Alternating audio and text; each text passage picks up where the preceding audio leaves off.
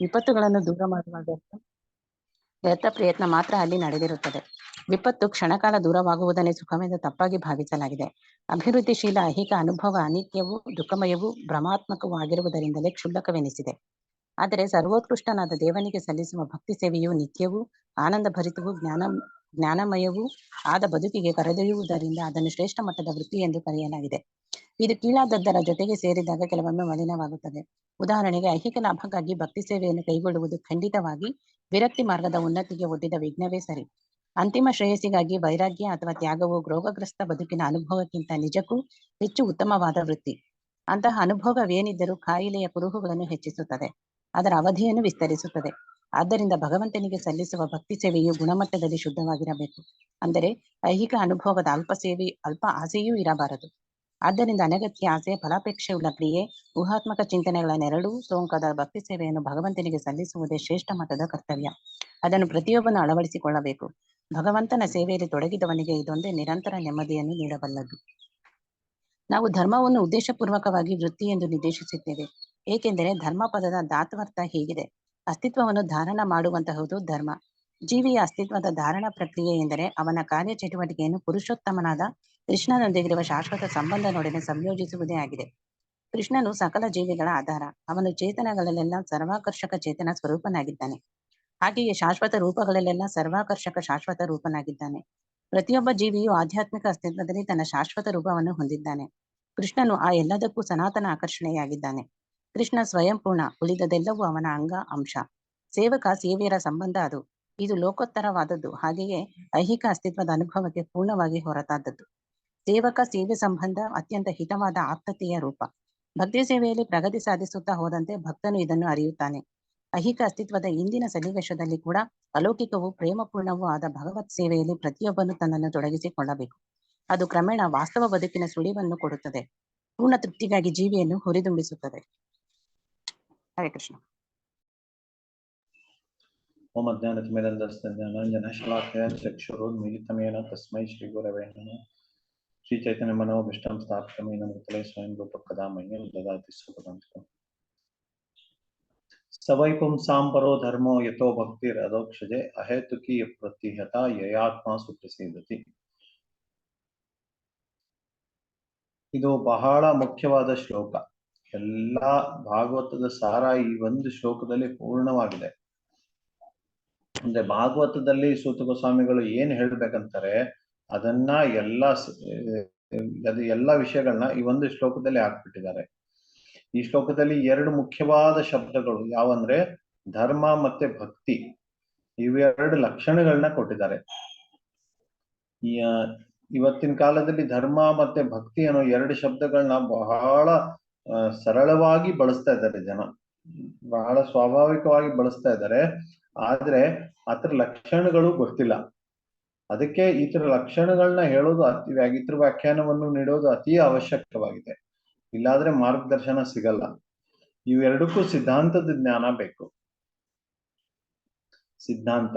ಈಗ ಧರ್ಮ ಯಾವುದು, ನಿಮ್ಮ ಧರ್ಮ ಯಾವುದು ಅಂತ ಕೇಳಿದ್ರೆ ಏನ್ ಹೇಳ್ತಾರೆ? ಈಗ ಧರ್ಮದ್ದು ಮೂಲ ಗುಣ ಏನು?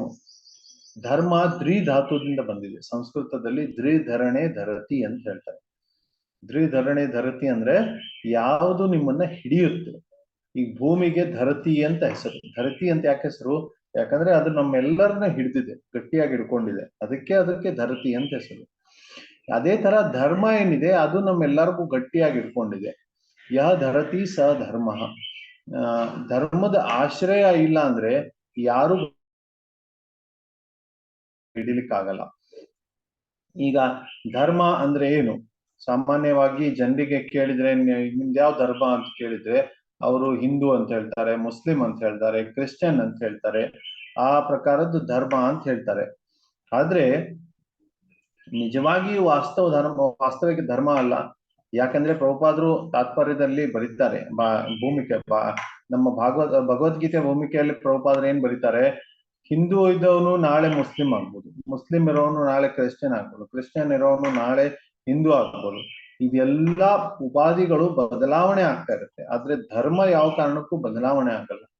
ಧರ್ಮ ಇದು ಒಬ್ಬ ವ್ಯಕ್ತಿಗೆ ಗಟ್ಟಿಯಾಗಿ ಇಟ್ಕೊಂಡಿರುತ್ತೆ ಅಂತ. ಇದು ಬರೀ ಪಂಥಗಳಷ್ಟೇ, ಮತಗಳಷ್ಟೇ ಹೊರತು ಇವು ಧರ್ಮ ಅಲ್ಲ. ಜೈವ ಧರ್ಮ ಅನ್ನೋ ಪುಸ್ತಕದಲ್ಲಿ ಬಹಳ ಸುಂದರವಾಗಿ ಭಕ್ತಿವಿನೋದ್ ಠಾಕೂರ್ ಅವರು ಈ ವಿಷಯದಲ್ಲಿ ವ್ಯಾಖ್ಯಾನವನ್ನು ಕೊಟ್ಟಿದ್ದಾರೆ. ಒಂದು ಜೀವಿಯ ಸರ್ವಶ್ರೇಷ್ಠ ಧರ್ಮ ಯಾವುದು ಅಂತ. ಅದರಲ್ಲಿ ಪ್ರತಿಯೊಂದು ಈ ಮತಗಳ ಬಗ್ಗೆ ಚರ್ಚೆ ಮಾಡಿದ್ದಾರೆ ಅವರು. ಒಂದ್ ಕಡೆ ಏನ್ ಬರ್ತಿದೆ ಭಾಗವತ್ ಪುರಾಣದಲ್ಲಿ, ವೇದ ಪ್ರಣಹಿತೋ ಧರ್ಮ ಅಂತ ಬರ್ತಿದೆ. ಅಂದ್ರೆ ಧರ್ಮ ಅಂದ್ರೆ ಏನು, ಇದು ವೇದದಿಂದ ಅರ್ಥ ಆಗುತ್ತೆ ಅಂತ.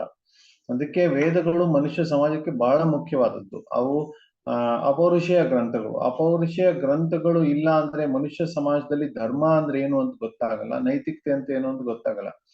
ನಾವು ನಮ್ಮ ಮಾನಸಿಕ ಊಹೆಯಿಂದ ನೈತಿಕತೆಯನ್ನು ನಿರ್ಮಾಣ ಮಾಡ್ಬೋದು. ಇವಾಗ ದೊಡ್ಡ ದೊಡ್ಡ ಕಂಪನಿಯಲ್ಲಿ ಟ್ರೈನಿಂಗ್ ಕೊಡ್ತಾರೆ, ಎಥಿಕ್ಸ್ ಅಂತ. ಎಥಿಕ್ಸ್ ಅಂದ್ರೆ ನೈತಿಕತೆ ವಿಷಯದಲ್ಲಿ ಟ್ರೈನಿಂಗ್ ಕೊಡ್ತಾರೆ. ಅದು ಹೇಳೋದೇನಂದ್ರೆ, ನಾನ್ ನಿನಗ್ ತೊಂದರೆ ಕೊಡಬಾರ್ದು, ನೀನ್ ನನಗ್ ತೊಂದರೆ ಕೊಡಬಾರ್ದು, ಇಷ್ಟೇ ಸೂತ್ರ. ಅಷ್ಟೇ, ಅದು ಬಿಟ್ಟು ಬೇರೆ ಏನು ಯೋಚನೆ ಇಲ್ಲ ಅದ್ರಲ್ಲಿ. ಅದು ನೈತಿಕತೆ. ಆದ್ರೆ ನಿಜವಾದ ನೈತಿಕತೆ ಏನಿದೆ ವೇದಗಳಲ್ಲಿದೆ. ಅದರಿಂದ ಪ್ರತಿಯೊಂದು ಜಂತುಗೆ ಹಾನಿ ಆಗ್ಬಾರ್ದು, ಪ್ರತಿಯೊಂದು ಮನುಷ್ಯನಿಗೆ ಹಾನಿ ಆಗ್ಬಾರ್ದು, ಪ್ರಕೃತಿಗೆ ಹಾನಿ ಆಗ್ಬಾರ್ದು, ಯಾವ ವಿಷಯ ವಸ್ತುಗೆ ಹಾನಿ ಆಗ್ಬಾರ್ದು, ಆ ತರ ನಡ್ಕೋಬೇಕು. ಅದು ಬಹಳ ವಿಸ್ತೃತವಾಗಿರುವಂತ ಧರ್ಮ, ಅದು ವೇದ ಹೇಳಿರುವಂತ ಧರ್ಮ. ಅಪೌರುಷೇಯ ಗ್ರಂಥ ಇಲ್ಲ ಅಂದ್ರೆ ಧರ್ಮದ ವ್ಯಾಖ್ಯಾನ ನೀಡೋದು ಸಾಧ್ಯವೇ ಇಲ್ಲ. ನಾವು ಮನುಷ್ಯರು, ನಮ್ಮಲ್ಲಿ ಬಹಳ ದೋಷಗಳಿರ್ತವೆ. ಆ ದೋಷಗಳಿರುವಂತ ನಾವು ಮನುಷ್ಯರು ಎಷ್ಟೇ ಪ್ರಯತ್ನ ಮಾಡಿದ್ರು ಅಪೌರುಷೇಯ ಗ್ರಂಥಗಳು ಯಾವ ತರ ಧರ್ಮವನ್ನು ಹೇಳ್ತವೆ ಆ ತರ ಧರ್ಮ ಹೇಳಲಿಕ್ಕೆ ಸಾಧ್ಯವೇ ಇಲ್ಲ. ಈಗ ಪ್ರಶ್ನೆ ಏನ್ ಬರುತ್ತೆ, ಎಲ್ಲಕ್ಕಿಂತ ಶ್ರೇಷ್ಠವಾದ ಧರ್ಮ ಯಾವುದು? ಈಗ ಹಿಂದೂಗಳು ಹೇಳ್ತಾರೆ ಹಿಂದೂ ಧರ್ಮ ಶ್ರೇಷ್ಠವಾದ ಧರ್ಮ, ಮುಸಲ್ಮಾನರು ಹೇಳ್ತಾರೆ ಮುಸಲ್ಮಾನ್ ಧರ್ಮ ಶ್ರೇಷ್ಠ, ಕ್ರೈಸ್ತರು ಹೇಳ್ತಾರೆ ಕ್ರಿಶ್ಚಿಯನ್ ಧರ್ಮ ಶ್ರೇಷ್ಠ, ಮತ್ತೆ ಬೌದ್ಧ ಜೈನ ಅಂತ ಹೇಳಿದ್ರೆ ಅವ್ರ ಧರ್ಮ ಶ್ರೇಷ್ಠ ಅಂತ ಹೇಳ್ತಾರೆ. ಇದೆಲ್ಲದಕ್ಕೆ ಆಧಾರ ಏನು? ಈಗ ಬಹಳಷ್ಟು ಹಿಂದೂ ಧರ್ಮ ಅಂತ ಹೇಳ್ತಾರೆ, ಅವರಲ್ಲೇ 50 ಜಾತಿಗಳಿದಾವೆ, ಆ ಎಲ್ಲಾ ಜಾತಿಗಳು ನಮ್ಮ ಜಾತಿ ಶ್ರೇಷ್ಠ ಅಂತ ಹೇಳ್ತಾರೆ. ಮುಸಲ್ಮಾನರಲ್ಲೂ ಕೂಡ ಸುನ್ನಿ, ಶಿಯಾ, ಅಗಕಾಮಿ ಈ ತರ 50 ಜಾತಿಗಳಿದಾವೆ, ಅವರೆಲ್ಲರೂ ಕೂಡ ನಮ್ಮದೇ ಶ್ರೇಷ್ಠ ಅಂತ ಹೇಳ್ತಾರೆ. ಕ್ರಿಶ್ಚಿಯನ್ರಲ್ಲಿ ಮತ್ತೆ ರೋಮನ್ ಕ್ಯಾಥೋಲಿಕ್, ಆಮೇಲೆ ಪ್ರೊಟೆಸ್ಟೆಂಟು, ಮತ್ತೆ ಅದರಲ್ಲಿ ಸಾಕಷ್ಟು ವರ್ಗಾವಣೆಗಳಿದಾವೆ, ಸೆಂಟ್ ಜಾನ್ಸ್ ಚರ್ಚು, ಆ ಚರ್ಚು ಈ ಚರ್ಚು ಅಂತ. ಅವರೆಲ್ಲರೂ ಹೇಳ್ತಾರೆ ನಮ್ದೇ ಚರ್ಚ್ ಶ್ರೇಷ್ಠ ಅಂತ. ಪ್ರತಿಯೊಬ್ಬ ವ್ಯಕ್ತಿ ಏನ್ ಹೇಳ್ತಾನೆ, ನಮ್ಮ ಮತ ಪಾಲನೆ ಮಾಡಿಲ್ಲ ಅಂದ್ರೆ ನಿರಂತರವಾಗಿ ನರಕದಲ್ಲಿ ಹೋಗ್ತೀರಾ, ನಮ್ಮ ಮತ ಪಾಲನೆ ಮಾಡಲಿಲ್ಲ ಅಂದ್ರೆ ಪಥಭ್ರಷ್ಟ ಆಗ್ತೀರಾ ಅಂತ. ಒಬ್ಬ ಸಾಮಾನ್ಯ ವ್ಯಕ್ತಿ ಎಲ್ಲಿ ಹೋಗ್ಬೇಕು? ಅವನೇನಾದ್ರೂ ಕಾಯಿನ್ ಟಾಸ್ ಮಾಡ್ಬೇಕಾ, ಇದು ಸರಿನಾ ಅದ್ ಸರಿನಾ ಅಂತ? ಯಾಕಂದ್ರೆ ಇವ್ರ ಮತವನ್ನು ಕೇಳಲಿಲ್ಲ ಅಂದ್ರೆ ನಿರಂತರವಾಗಿ ನರಕ ಖಚಿತ, ಅವ್ರ ಮತವನ್ನು ಕೇಳಿಲ್ಲ ಅಂದ್ರೆ ನರಕ ಖಚಿತ. ಇವ್ರು ಸತ್ಯ ಆಗ್ಬಿಟ್ರೆ ಅಥವಾ ಅವ್ರು ಸತ್ಯ ಆಗ್ಬಿಟ್ರೆ ಯಾರ ಮಾತನ್ನ ನಂಬೋದು? ಸಾಮಾನ್ಯ ವ್ಯಕ್ತಿಗೆ ಹೇಗ್ ಗೊತ್ತಾಗೋದು ಯಾವ್ದು ಸರ್ವಶ್ರೇಷ್ಠ ಅಂತ? ಅದಕ್ಕೆ ಭಾಗವತ ಬಹಳ ಸುಂದರವಾಗಿರುತ್ತೆ. ಭಾಗವತ ಏನ್ ಹೇಳುತ್ತೆ, ಅದನ್ನ ಸರಿಯಪ್ಪ ನಿಮ್ದೇ ಒಂದು ಮತ ಶ್ರೇಷ್ಠ, ಅದ್ರಲ್ಲಿ ನಮ್ದೊಂದು ಸೇರಿಸ್ಬಿಡಿ, ನಾವು ಶ್ರೇಷ್ಠ ಅಂತ ನಾವು ಹೇಳ್ತೀವಿ, ಆ ತರ ವಿಚಾರ ಇದೆ ಭಾಗವತದಲ್ಲಿ. ಆ ತರ ವಿಚಾರ ಇಲ್ಲ. ತುಂಬಾ ಸುಂದರವಾಗಿ ಈ ಶ್ಲೋಕದಲ್ಲಿ ಹೇಳಿದ್ದಾರೆ ಎಲ್ಲಕ್ಕಿಂತ ಶ್ರೇಷ್ಠ ಧರ್ಮ ಏನಿದೆ ಅಂತ. ಧರ್ಮದ್ದು ಮತ್ತೆ ಭಕ್ತಿದು ಲಕ್ಷಣಗಳನ್ನ ಕೊಟ್ಟಿದ್ದಾರೆ. ಭಕ್ತಿ ಇದ್ರ 2 ಲಕ್ಷಣಗಳಿದಾವೆ, ಒಂದು ಅಹೇತುಕಿ, ಒಂದು ಅಪ್ರತಿಹತ ಅಂತ. ಅಹೇತುಕಿ ಅಂದ್ರೆ ನನ್ನ ಸ್ವಾರ್ಥಕ್ಕೋಸ್ಕರ ನಾನು ಏನು ಮಾಡಲ್ಲ. ಅಪ್ರತಿಹತ ಅಂದ್ರೆ ಯಾವ ಪರಿಸ್ಥಿತಿಯಲ್ಲೂ ನಿಲ್ಲಲ್ಲ. ಇವು 2 ಲಕ್ಷಣಗಳು ಭಕ್ತಿದಿರುತ್ತದೆ. ಆಮೇಲೆ ಧರ್ಮ ಯಾವುದು ಶ್ರೇಷ್ಠ ಧರ್ಮದ ಲಕ್ಷಣ ಏನಿದೆ? ಶ್ರೇಷ್ಠ ಧರ್ಮದ ಲಕ್ಷಣ ಏನಾತ್ಮ ಸುಪ್ರಸೀದತಿ ಅಂತ.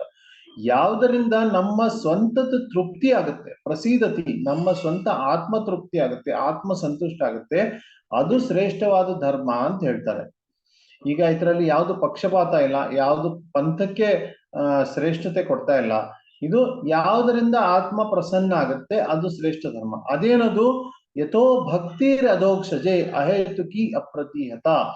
ಅಧೋಕ್ಷಜನಾಗಿರುವಂತ ಭಗವಂತ, ಅಧೋಕ್ಷಜ ಅಂದ್ರೆ ಯಾರು ನಮ್ಮ ಕಣ್ಣಿಗೆ ಕಾಣಲ್ಲ, ಕಣ್ಣಿಗೆ ಕಾಣದೇ ಇರುವಂತ ಭಗವಂತನಿಗೆ ಭಕ್ತಿ ಏನಿರುತ್ತೆ, ಪ್ರೀತಿ ಏನಿರುತ್ತೆ ಅಂದ್ರೆ ನಿಸ್ವಾರ್ಥ ಭಕ್ತಿ, ನಿಸ್ವಾರ್ಥ ಸೇವೆ, ನಿಸ್ವಾರ್ಥ ಪ್ರೀತಿ, ಅದು ಆತ್ಮಕ್ಕೆ ತೃಪ್ತಿ ಸಿಗುತ್ತೆ. ಇದು ನಿಮಗೆ ಹಿಂದೂಗಳ ಬುಕ್ಸ್ ಅಲ್ಲಿ ಸಿಗುತ್ತೆ, ಅದನ್ನ ಓದಿ. ಮುಸಲ್ಮಾನರ ಗ್ರಂಥಗಳಲ್ಲಿ ಸಿಗುತ್ತೆ, ಅಲ್ಲಿ ತಗೊಳ್ಳಿ. ಕ್ರೈಸ್ತ ಗ್ರಂಥಗಳಲ್ಲಿ ಸಿಗುತ್ತಾ ಅಲ್ಲಿ ತಗೊಳ್ಳಿ. ನಿಮಗೆ ಎಲ್ಲೇ ಈ ನಿಸ್ವಾರ್ಥ ಭಕ್ತಿ ಸಿಗುತ್ತೆ ಅದನ್ನ ಅಲ್ಲಿ ತಗೊಳ್ಳಿ ಅಂತ ಶಾಸ್ತ್ರಗಳು ಹೇಳ್ತವೆ. ಅದಕ್ಕೆ ಈ ಲಕ್ಷ್ಯಕ್ಕೋಸ್ಕರ ನಿರಂತರವಾಗಿ ಪ್ರಯತ್ನ ಮಾಡ್ತಾ ಇರಬೇಕು. ಇಲ್ಲೇ ಒಂದು ಶಬ್ದ ನಾನು ಹೇಳಿದೆ ಏನಂತೆ, ಸೇವಾ, ಭಕ್ತಿ ಭಜ ಸೇವಾಯಾಮ್ ಅಂತ ಸಂಸ್ಕೃತದಲ್ಲಿ ಹೇಳ್ತಾರೆ ಧಾತು. ಭಜ ಅಂದ್ರೆ ಸೇವಾ ಅಂತ, ಅಂದ್ರೆ ಭಕ್ತಿ ಎಲ್ಲಿ ಮಾಡ್ತೀವಿ, ಭಕ್ತಿ ಜೊತೆಗೆ ಸೇವಾ ಬರುತ್ತೆ. ಎಷ್ಟೋ ಜನರು ನಾವು ಪುಸ್ತಕ ವಿತರಣೆ ಮಾಡ್ತಾ ಇದ್ದಾಗ ಭಗವದ್ಗೀತೆ ಸಿದ್ಧಾಂತ ಒಂದ್ ಸ್ವಲ್ಪ ಜಪ ಮಾಡಿ ಭಗವದ್ಗೀತೆನ ಅಧ್ಯಯನ ಮಾಡಿ ಅಂದ್ರೆ ನನ್ನಲ್ಲೂ ಭಕ್ತಿ ಇದೆ ಅಂತ ಹೇಳ್ತಾರೆ ಭಗವಂತನ. ಭಕ್ತಿ ಇದ್ರೆ ಭಗವಂತನ ಗುಣಗಾನ ಮಾಡ್ಬೇಕು, ಭಗವಂತನ ಸೇವೆ ಮಾಡ್ಬೇಕು. ಅದಿದೆಯಾ? ಭಗವಂತನ ಸೇವೆ, ಭಗವಂತನ ಗುಣಗಾನ ಇಲ್ಲ ಅಂದ್ರೆ ಭಕ್ತಿ ಸಾಧ್ಯ ಇಲ್ಲ. ಸೇವಾ ಶಬ್ದ ಎಲ್ಲರಿಗೂ ಗೊತ್ತಿದೆ. ಹೇಗೆ ಗೊತ್ತಿದೆ ಎಲ್ಲರಿಗೂ ಸೇವಾ? ಯಾಕಂದ್ರೆ ಎಲ್ಲರೂ ಅಪೇಕ್ಷೆ ಏನ್ ಮಾಡ್ತಾರೆ, ಎಲ್ಲಾ ಪ್ರಪಂಚದಲ್ಲಿರುವಂತ ಎಲ್ಲ ವ್ಯಕ್ತಿಗಳು ನನ್ನ ಸೇವಾ ಮಾಡ್ಬೇಕು ಅನ್ನೋಂತ ಅಪೇಕ್ಷೆ ಎಲ್ಲರಿಗೂ ಇರುತ್ತೆ. ಆ ದೃಷ್ಟಿಯಿಂದ ಎಲ್ಲರಿಗೂ ಸೇವಾ ಅನ್ನೋ ಶಬ್ದದ ಬಗ್ಗೆ ಗೊತ್ತಿದೆ. ನೀವು ಚಿಕ್ಕದಂತ ಚಿಕ್ಕ ಮಗುನ್ ನೋಡಿ, ಅದು ಕೂಡ ಏನ್ ಅಪೇಕ್ಷೆ ಮಾಡುತ್ತೆ, ಎಲ್ಲರೂ ಬಂದು ನನಗ್ ಸೇವಾ ಮಾಡ್ಬೇಕು ಅಂತ. ನನಗೆ ಯಾವಾಗ ಹಸಿವೆ ಆಗುತ್ತೆ ಅವಾಗ ಬಂದು ಊಟ ಕೊಡ್ಬೇಕು, ನನಗೆ ಬಾಯಾರಿಕೆ ಆಗುತ್ತೆ ಅವಾಗ ಬಂದು ನೀರ್ ಕೊಡ್ಬೇಕು ಅಂದಂತ ಸೇವಾ ಭಾವನೆ, ಸೇವಾ ಸ್ವೀಕಾರ ಮಾಡುವಂತ ಭಾವನೆ ಒಂದು ಚಿಕ್ಕ ಮಗುವಲ್ಲೂ ಕೂಡ ಇರುತ್ತೆ. ಯಾರು ಚೇತನೆ ಪ್ರವೃತ್ತ ಆಗಲ್ಲ, ಚಿಕ್ಕ ಮಗುಗಳೇ ಉಳಿತಾರೆ ಇಡೀ ಜೀವನ ಪರ್ಯಂತ. ಅವರು ಇಡೀ ಜೀವನ ಪರ್ಯಂತ ಇದೇ ಅಪೇಕ್ಷೆ ಮಾಡ್ತಾರೆ, ಎಲ್ಲರೂ ನಂದೇ ಸೇವಾ ಮಾಡ್ತಾ ಇರ್ಲಿ ಅಂತ. ಹೊರತು ನಾನು ಸೇವಾ ಮಾಡ್ಬೇಕು ಅನ್ನೋಂತ ಭಾವನೆ ಅಂತ ಜನರಲ್ಲಿ ಯಾವ ಕಾರಣಕ್ಕೂ ಬರಲ್ಲ.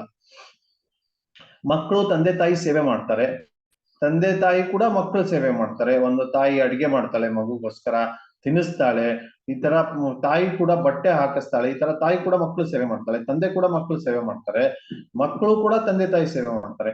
ಇಬ್ರು ಸ್ನೇಹಿತರು ಇರ್ತಾರೆ, ಅವರು ಒಬ್ರಿಗೊಬ್ರು ಪರಸ್ಪರ ಸೇವಾ ಸಂಬಂಧ ಇರುತ್ತೆ.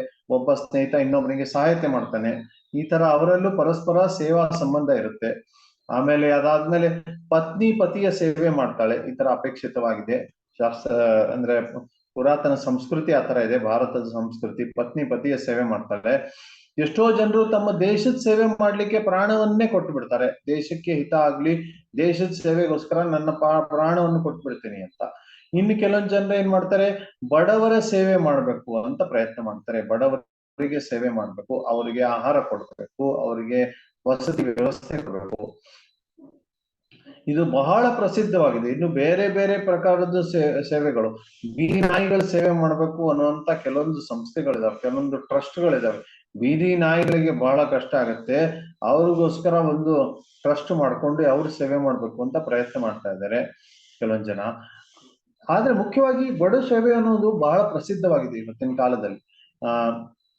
ಎಲ್ಲರೂ ಕೇಳ್ತಾರೆ, ಓ ಬಡವರು ಸಹಾಯತೆ ಮಾಡ್ಬೇಕು, ಅವ್ರಿಗೋಸ್ಕರ ಮಾಡ್ಬೇಕು. ನಮ್ಮ ಸಂಸ್ಥೆಗಳು ಜನ ಬಂದು ಕೇಳ್ತಾರೆ, ನೀವು ಬಡವರಿಗೋಸ್ಕರ ಏನ್ ಮಾಡ್ತಾ ಇದ್ದೀರಾ ಅಂತ. ಎಷ್ಟು ಬಡತನ ಇದೆ, ಎಷ್ಟು ಬಡವರು ಇದ್ದಾರೆ, ಅವ್ರಿಗೋಸ್ಕರ ಏನ್ ಮಾಡ್ತಾ ಇದ್ದೀರಾ ಅಂತ. ಬಹಳ ಪ್ರಸಿದ್ಧವಾದ ಸಂಸ್ಥೆಗಳು ಬಡವರ ಸೇವೆ ಮಾಡ್ಲಿಕ್ಕೆ ಪ್ರಸಿದ್ಧವಾಗಿದೆ. ಉದಾಹರಣೆ, ಮದರ್ ಟೆರೇಸಾ ಅವರು ಮಿಷನರೀಸ್ ಆಫ್ ಚಾರಿಟಿ ಅಂತ ನಿರ್ಮಾಣ ಮಾಡಿ ಅವರು ಬಡವರನ್ನು, ಎಲ್ಲಿ ಕುಷ್ಠರೋಗಿಗಳು ಬಡವರು ಎಲ್ಲಿ ಸಿಗ್ತಾರೆ ಅವ್ರನ್ನ ಕರ್ಕೊಂಡ್ಬಂದು ತಮ್ಮ ಮಿಷನರೀಸ್ ಆಫ್ ಚಾರಿಟಿ ಹಾಸ್ಪಿಟಲ್ ಏನಿದೆ ಅಲ್ಲಿ ಹಾಕ್ತಾ ಇದ್ರು, ಅವರಿಗೆ ಉಪಚಾರ ಮಾಡ್ತಾ ಇದ್ರು. ಉಪಚಾರ ಆದ್ಮೇಲೆ ಸರಿ ಆದ್ಮೇಲೆ ಮತ್ತೆ ಅದೇ ಬೀದಿಗೆ ಅವ್ರಿಗೆ ಕಳಿಸ್ತಾ ಇದ್ರು. ಆದ್ರೆ ಎಲ್ಲ ಬಡವರ ಸೇವೆಯನ್ನು ಮಾಡ್ಲಿಕ್ಕಾಗತ್ತಾ? ಬಡತನವನ್ನು ಪೂರ್ತಿ ನಾಶ ಮಾಡ್ಲಿಕ್ಕಾಗತ್ತಾ? ಈ ತರ ಬಡವರ ಸೇವೆ ಮಾಡ್ತಾ ಎಷ್ಟು ಬಡವರಿಗೆ ಸೇವೆ ಮಾಡ್ಬೋದು? ನಾವು, ನಮ್ಮ ಕೈಗಳು ಸೀಮಿತವಾಗಿದೆ, ನಾವು ಎಲ್ಲರೂ ಸೇವೆ ಮಾಡ್ಲಿಕ್ಕೆ ಆಗಲ್ಲ. ಬಡವರು ನಿರಂತರವಾಗಿ ಬಡವರು ಇದ್ದೇ ಇರ್ತಾರೆ.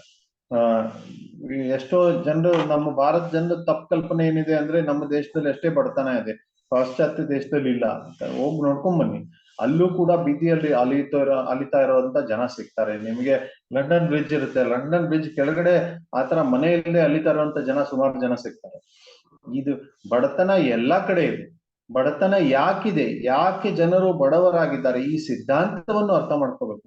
ಸಿದ್ಧಾಂತವನ್ನು ಅರ್ಥ ಮಾಡ್ಕೊಳ್ಳಿಲ್ಲ ಅಂದ್ರೆ ನಾವು ನಿರಂತರವಾಗಿ ಸಮಸ್ಯೆಯಲ್ಲಿರ್ತೀವಿ. ಒಬ್ಬ ವ್ಯಕ್ತಿ ಬಡವನಾಗ್ತಾನೆ ಅವನ ಪೂರ್ವ ಜನ್ಮದ ಕರ್ಮದಿಂದ. ಇನ್ನೊಂದೇನಂದ್ರೆ ಅವನಲ್ಲಿ ಆ ಪೂರ್ವ ಜನ್ಮದ ಕರ್ಮದಿಂದ ಅವನಿಗೆ ದುಡ್ಡು ಸಂಗ್ರಹ ಮಾಡಬೇಕು, ತನ್ನ ಭೌತಿಕ ಪರಿಸ್ಥಿತಿಯನ್ನು ಸುಧಾರಣೆ ಮಾಡ್ಬೇಕು ಅನ್ನೋ ಚಾಣಾಕ್ಷ ಅನ್ನೋ ಬುದ್ಧಿ ಅವನಲ್ಲಿ ಇರಲ್ಲ. ಮತ್ತೆ ಅವನ ಸುತ್ತಮುತ್ತ ಇರುವಂತ ಎಲ್ಲಾ ಜನರಿಗೆ ಆ ಚಾಣಾಕ್ಷ ಬುದ್ಧಿ ಇರುತ್ತೆ, ಅವನ ಹತ್ರ ದುಡ್ಡವನ್ನು ಹೇಗೆ ಇಸ್ಕೋಬೇಕು ಅನ್ನುವಂತ ಚಾತುರ್ಯ ಅವರಲ್ಲಿ ಇರುತ್ತೆ. ಅದೇ ಆ ಕಾರಣಕ್ಕೆ ಅವರು ಆಸ್ತಿವಂತರಾಗ್ತಾರೆ, ಅವನು ಬಡವನಾಗ್ತಾನೆ. ನೀವು ಯಾವುದೇ ತರದ ಭೌತಿಕ ಪರಿವರ್ತನೆ ಮಾಡೋದ್ರಿಂದ ಈ ಪರಿಸ್ಥಿತಿ ಸುಧಾರಣೆ ಆಗಲ್ಲ. ಇದು ಇತಿಹಾಸದಲ್ಲಿ ಸ್ಪಷ್ಟವಾಗಿ ಕಂಡು ಬಂದಿದೆ. ಸಾವಿರಾರು ವರ್ಷದ ಇತಿಹಾಸದಲ್ಲಿ ಬಡತನ ಎಲ್ಲಾ ಕಡೆ ಇತ್ತು. ಇವತ್ತು ಕೂಡ ಜಗತ್ತಿನಲ್ಲಿ ಎಲ್ಲಿ ನೋಡಿದ್ರು ಬಡತನ ಇದ್ದೇ ಇರುತ್ತೆ. ನಾವು ಯಾವುದೇ ಭೌತಿಕ ಪರಿವರ್ತನೆ ಮಾಡೋದ್ರಿಂದ ಈ ಪರಿಸ್ಥಿತಿ ಸುಧಾರಣೆ ಅಲ್ಲ. ಎಷ್ಟೋ ಜನ ಹೇಳ್ತಾರೆ, ದೇವಸ್ಥಾನಗಳಲ್ಲಿ ಎಷ್ಟು ಖರ್ಚು ಮಾಡ್ತೀರಾ, ಭಗವಂತನಿಗೆ ಅಲಂಕಾರ ಮಾಡ್ತೀರಾ, ಭಗವಂತನಿಗೆ ಅಭಿಷೇಕ ಮಾಡ್ತೀರಾ, ಅದೆಲ್ಲ ಮಾಡೋದ್ರಿಂದ ಕಲ್ಲಿಗೆ ಮಾಡೋಕ್ಕಿಂತ ಬಡವರಿಗೆ ಮಾಡೋದು ಒಳ್ಳೇದು ಅಂತ. ಅದಕ್ಕೆ ಕೆಲವೊಂದು ಜನರು ಏನು ದರಿದ್ರ ನಾರಾಯಣ ಅನ್ನುವಂತ ಒಂದು ಶಬ್ದ ನಿರ್ಮಾಣ ಮಾಡ್ತಾರೆ. ದರಿದ್ರನಲ್ಲಿ ನಾರಾಯಣನನ್ನು ನೋಡಿ ಅಂತ. ನಾರಾಯಣನನ್ನ ಬರೀ ದರಿದ್ರನಲ್ಲಿ ಯಾಕೆ ನೋಡ್ಬೇಕು? ಆ ದರಿದ್ರನಲ್ಲಿ ನಾರಾಯಣ ಇದ್ದಾನೆ, ಆಸ್ತಿವಂತರಲ್ಲೂ ನಾರಾಯಣ ಇದ್ದಾನೆ, ಆಮೇಲೆ ಪ್ರತಿಯೊಂದು ವಸ್ತುಗಳಲ್ಲಿ ನಾರಾಯಣ ಇದ್ದಾನೆ, ನಾರಾಯಣ ಎಲ್ಲ ಕಡೆ ಇದ್ದಾನೆ. ಆದ್ರೆ ನಾರಾಯಣ ದರಿದ್ರ ಆಗಿಲ್ಲ. ನಾರಾಯಣನಿಗೆ ಯಾವುದೇ ತರದ್ದು ಸೇವೆದು ಉಪಚಾರದ ಅವಶ್ಯಕತೆ ಇಲ್ಲ. ಈ ತಪ್ಪು ಕಲ್ಪನೆ ಈ ದರಿದ್ರ ನಾರಾಯಣ ಅನುಯಾಯಿಗಳಿಗಿದೆ. ಅವರಿಗೆ ಗೊತ್ತಾಗ್ತಾ ಇಲ್ಲ ಏನಂತೆ, ಈ ತರ ನಾವು ಎಷ್ಟೇ ಪ್ರಯತ್ನ ಮಾಡಿದ್ರು ಬಡತನವನ್ನು ನಾಶ ಮಾಡ್ಲಿಕ್ಕೆ ಆಗಲ್ಲ. ಏನಾಗುತ್ತೆ, ಈಗ ಎಷ್ಟೋ ವರ್ಷದ ಹಿಂದೆ ಪದ್ಮನಾಭ ಸ್ವಾಮಿ ದೇವಸ್ಥಾನ ತಿರುವನಂತಪುರಂ, ಅಲ್ಲಿ ಗೊತ್ತಾಯ್ತು ಸಾಕಷ್ಟು ದುಡ್ಡು ಸಂಪತ್ತು ದೇವಸ್ಥಾನಕ್ಕೆ ಬಂದಿದೆ, ಮಹಾರಾಜರು ಆಗಿನ ಕಾಲದಲ್ಲಿ ಮಾಡಿಟ್ಟು ಹೋಗಿದ್ದಾರೆ ಅಂತ ಗೊತ್ತಾಯ್ತು. ಆವಾಗ ಜನರು ಏನ್ ಹೇಳಕ್ ಶುರು ಮಾಡಿದ್ರು, ಇದೆಲ್ಲ ದುಡ್ಡನ್ನ ಬಡವರಲ್ಲಿ ವಿತರಣೆ ಮಾಡಿದ್ರೆ ಬಡತನ ನಾಶ ಆಗುತ್ತಲ್ಲ ಅಂತ. ಇದು ಅವ್ರ ಊಹೆ, ಇದವ್ರ ಕಲ್ಪನೆ ಮಾತ್ರ. ಆ ತರ ಮಾಡೋದು ಬಡತನ ನಾಶ ಆಗೋದಿತ್ತಂದ್ರೆ ಯಾವಾಗ್ಲೇ ಆಗೋದಿತ್ತು. ಏನಾಗುತ್ತೆ, ಇವರೆಲ್ಲ ವಿತರಣೆ ಮಾಡ್ತಾರೆ, ಎಲ್ಲ ಬಡವರಿಗೆ ಸಾಕಷ್ಟು ದುಡ್ಡು ಸಿಗುತ್ತೆ. ಆ ಬಡವರಿಗೆ ದುಡ್ಡು ಸಿಕ್ಕ ಮೇಲೆ ಆ ದುಡ್ಡನ್ನು ಇಟ್ಕೊಳ್ಳುವಂತ ಬುದ್ಧಿ ಆ ಬಡವರಿಗಿರಲ್ಲ. ಯಾವ ಬುದ್ಧಿವಂತ ವ್ಯಾಪಾರಿಗಳಿಗೆ ದುಡ್ಡನ್ನು ಇಸ್ಕೊಳ್ಳುವಂತ ಬುದ್ಧಿ ಇರುತ್ತೆ, ಅವರು ಇವ್ರ ಕಡೆಯಿಂದ ದುಡ್ಡನ್ನು ಹೇಗೋ ಮಾಡಿ ಇಸ್ಕೊಂಡ್ಬಿಡ್ತಾರೆ. ಆಸ್ತಿವಂತರು ಆಸ್ತಿವಂತರಾಗ್ತಾರೆ, ಬಡವರು ಬಡವರಾಗೇ ಉಳಿತಾರೆ. ಇವತ್ತು ಇಷ್ಟೆಲ್ಲ ಪ್ರಗತಿ ಆಗ್ತಾ ಇದೆ, ಕ್ರಾಂತಿಕಾರಿ ಕಾರ್ಖಾನೆ ಪ್ರಗತಿ ಆಗ್ತಾ ಇದೆ, ಟೆಕ್ನಾಲಜಿ ಪ್ರಗತಿ ಆಗ್ತಾ ಇದೆ, ಬಡವರೇ ಉಳಿತಾ ಇದ್ದಾರೆ, ಆಸ್ತಿವಂತರು ಇನ್ನೂ ಜಾಸ್ತಿ ಆಸ್ತಿವಂತರಾಗ್ತಾ ಇದ್ದಾರೆ. ಅಷ್ಟೇ ಪರಿಸ್ಥಿತಿ ಇದೆ. ಮತ್ತು ಈ ಪರಿಸ್ಥಿತಿ ಬದಲಾವಣೆ ಯಾವ ಕಾರಣಕ್ಕೂ ಆಗ್ತಾ ಇಲ್ಲ. ಇದು ಯಾವತ್ತೂ ಆಗಲ್ಲ. ಯಾಕಂದ್ರೆ ಒಬ್ಬ ವ್ಯಕ್ತಿಯ ಪೂರ್ವ ಜನ್ಮದ ಕರ್ಮದಿಂದ ಅವನಿಗೆ ಒಂಥರ ಪರಿಸ್ಥಿತಿ ಬಂದಿರುತ್ತೆ. ಇದನ್ನ ಯಾವುದೇ ತರದ್ದು ನಾವು ಸಾಮಾಜಿಕ ಕಾರ್ಯಗಳಾಗ್ಲಿ, ದೇಶಭಕ್ತಿ ಕಾರ್ಯಗಳಾಗ್ಲಿ, ಅಥವಾ ಸೋಷಿಯಲಿಸಂ, ಕ್ಯಾಪಿಟಲಿಸಂ ಯಾವ ತರದ್ ಮಾಡೋದ್ರಿಂದ ಸಹ ಈ ಪರಿಸ್ಥಿತಿಯನ್ನು ಪರಿವರ್ತನೆ ಮಾಡ್ಲಿಕ್ಕೆ ಸಾಧ್ಯವೇ ಇಲ್ಲ. ಯಾಕಂದ್ರೆ ಶಾಸ್ತ್ರದಲ್ಲಿ ಹೇಳಿದೆ ಈ ಪರಿಸ್ಥಿತಿ ಪರಿವರ್ತನೆ ಆಗಲ್ಲ ಅನ್ನೋದ್ರಿಂದ ನೀವು ಎಷ್ಟೇ ಪ್ರಯತ್ನ ಮಾಡಿದ್ರು ಪರಿವರ್ತನೆ ಆಗಲ್ಲ. ಇದ್ರ ದುರುಪಯೋಗ ಆಗುತ್ತೆ ಹೊರತು ಇದ್ರ ಸದುಪಯೋಗ ಆಗಲ್ಲ. ಒಂದು ಉದಾಹರಣೆ ಕೊಡ್ತೇನೆ. ಸರ್ಕಾರ ಬಹಳಷ್ಟು ಪ್ರೇರಣೆ ಕೊಡ್ತಾ ಇದೆ ಸಂಸ್ಥೆಗಳಿಗೆ, ಏನಂತೆ, ನೀವು ಬಡವರಿಗೆ ಊಟಕ್ಕೆ ಹಾಕುವುದಕ್ಕೋಸ್ಕರ ದಕ್ಷಿಣೆಯನ್ನು ಸಂಗ್ರಹ ಮಾಡಿ ಆ ದಕ್ಷಿಣೆಯಿಂದ ಬಡವರು ಸಹಾಯತೆ ಮಾಡಿ ಅಂತ. ಅದಕ್ಕೋಸ್ಕರ ATG 12A ಈ ತರ ಸರ್ಟಿಫಿಕೇಟ್ ಗಳನ್ನ ಕೊಡ್ತಾರೆ. ಆ ತರ ಸರ್ಟಿಫಿಕೇಟ್ ಕೊಟ್ಟಿರೋದು ಏನ್ ಅರ್ಥ ಅಂದ್ರೆ, ಯಾರು ಅವ್ರಿಗೆ ಡೊನೇಷನ್ ಕೊಡ್ತಾರೆ ಆ ಡೊನೇಷನ್ ಇರೋದ್ರಿಂದ ಅವ್ರಿಗೆ ಟ್ಯಾಕ್ಸ್ ಬರಲ್ಲ, ಅದಕ್ಕೆ ಜಾಸ್ತಿ ಜನ ದಕ್ಷಿಣೆ ಕೊಡ್ಲಿ ಅಂತ. ಈಗ ಜನ ಏನ್ ಮಾಡ್ತಾರೆ, ಆ ತರ ಟ್ರಸ್ಟ್ ಬಂದಿರೋದ್ರಿಂದ ಏನ್ ಜನ ಮಾಡ್ತಾರೆ ಅಂದ್ರೆ, ಅವ್ರ ಹತ್ರ ಇರುವಂತ ಕಪ್ಪು ಹಣವನ್ನು ಬಿಳಿ ಮಾಡ್ಲಿಕ್ಕೆ ಒಳ್ಳೆ ಅವಕಾಶ ಇರುತ್ತೆ. ಅವ್ರೇನ್ ಹೇಳ್ತಾರೆ, ನಾವಿಷ್ಟು ದುಡ್ಡು ಕೊಡ್ತೀವಿ, ಇದರಲ್ಲಿ ಇಷ್ಟು ಇಟ್ಕೊಳ್ಳಿ, ಮಿಕ್ಕಿದೆಲ್ಲ ನಮಗ್ ಕೊಡಿ ಅಂತ. ಈ ತರ ಎಲ್ಲ ನಡೀತಾ ಇದೆ. ಸರ್ಕಾರ ಮಾಡಿರುವಂತ ನಿಯಮಗಳು ಕಣ್ಣು ಕೆಳಗಡೆನೆ ಈ ತರ ನಡೀತಾ ಇದೆ. ಆದ್ರೆ ಜನ ಹೊರತು ಆ ನಿಯಮಗಳು ದುರುಪಯೋಗನ ಮಾಡ್ತಾ ಇದ್ದಾರೆ ವಿನಃ ನಿಜವಾಗಿ ಯಾರು ಬಡವರಿದ್ದಾರೆ ಅವ್ರಿಗೆ ಸಹಾಯತ ಸಿಗ್ತಾ ಇಲ್ಲ. ಕಾರ್ಪೊರೇಟ್ ಸೋಷಿಯಲ್ ರಿಸ್ಟ್ರಕ್ಚರಿಂಗ್ CSR ಅಂತ ಮಾಡ್ತಾರೆ. ದೊಡ್ಡ ಕಂಪನಿಗಳು ಸಮಾಜಕ್ಕೆ ಏನಾದ್ರು ಕೊಡ್ಬೇಕು, ಅದಕ್ಕೋಸ್ಕರ ಅವ್ರಿಗೂ ಒಂದು ವ್ಯವಸ್ಥೆ ಇಟ್ಟಿದ್ದಾರೆ. ನೀವು ಇಷ್ಟು ಖರ್ಚು ಮಾಡಿ, ಅದರಿಂದ ನಿಮ್ ಟ್ಯಾಕ್ಸ್ ಅನ್ನ ಕಮ್ಮಿ ಮಾಡ್ತೀವಿ ಅಂತ.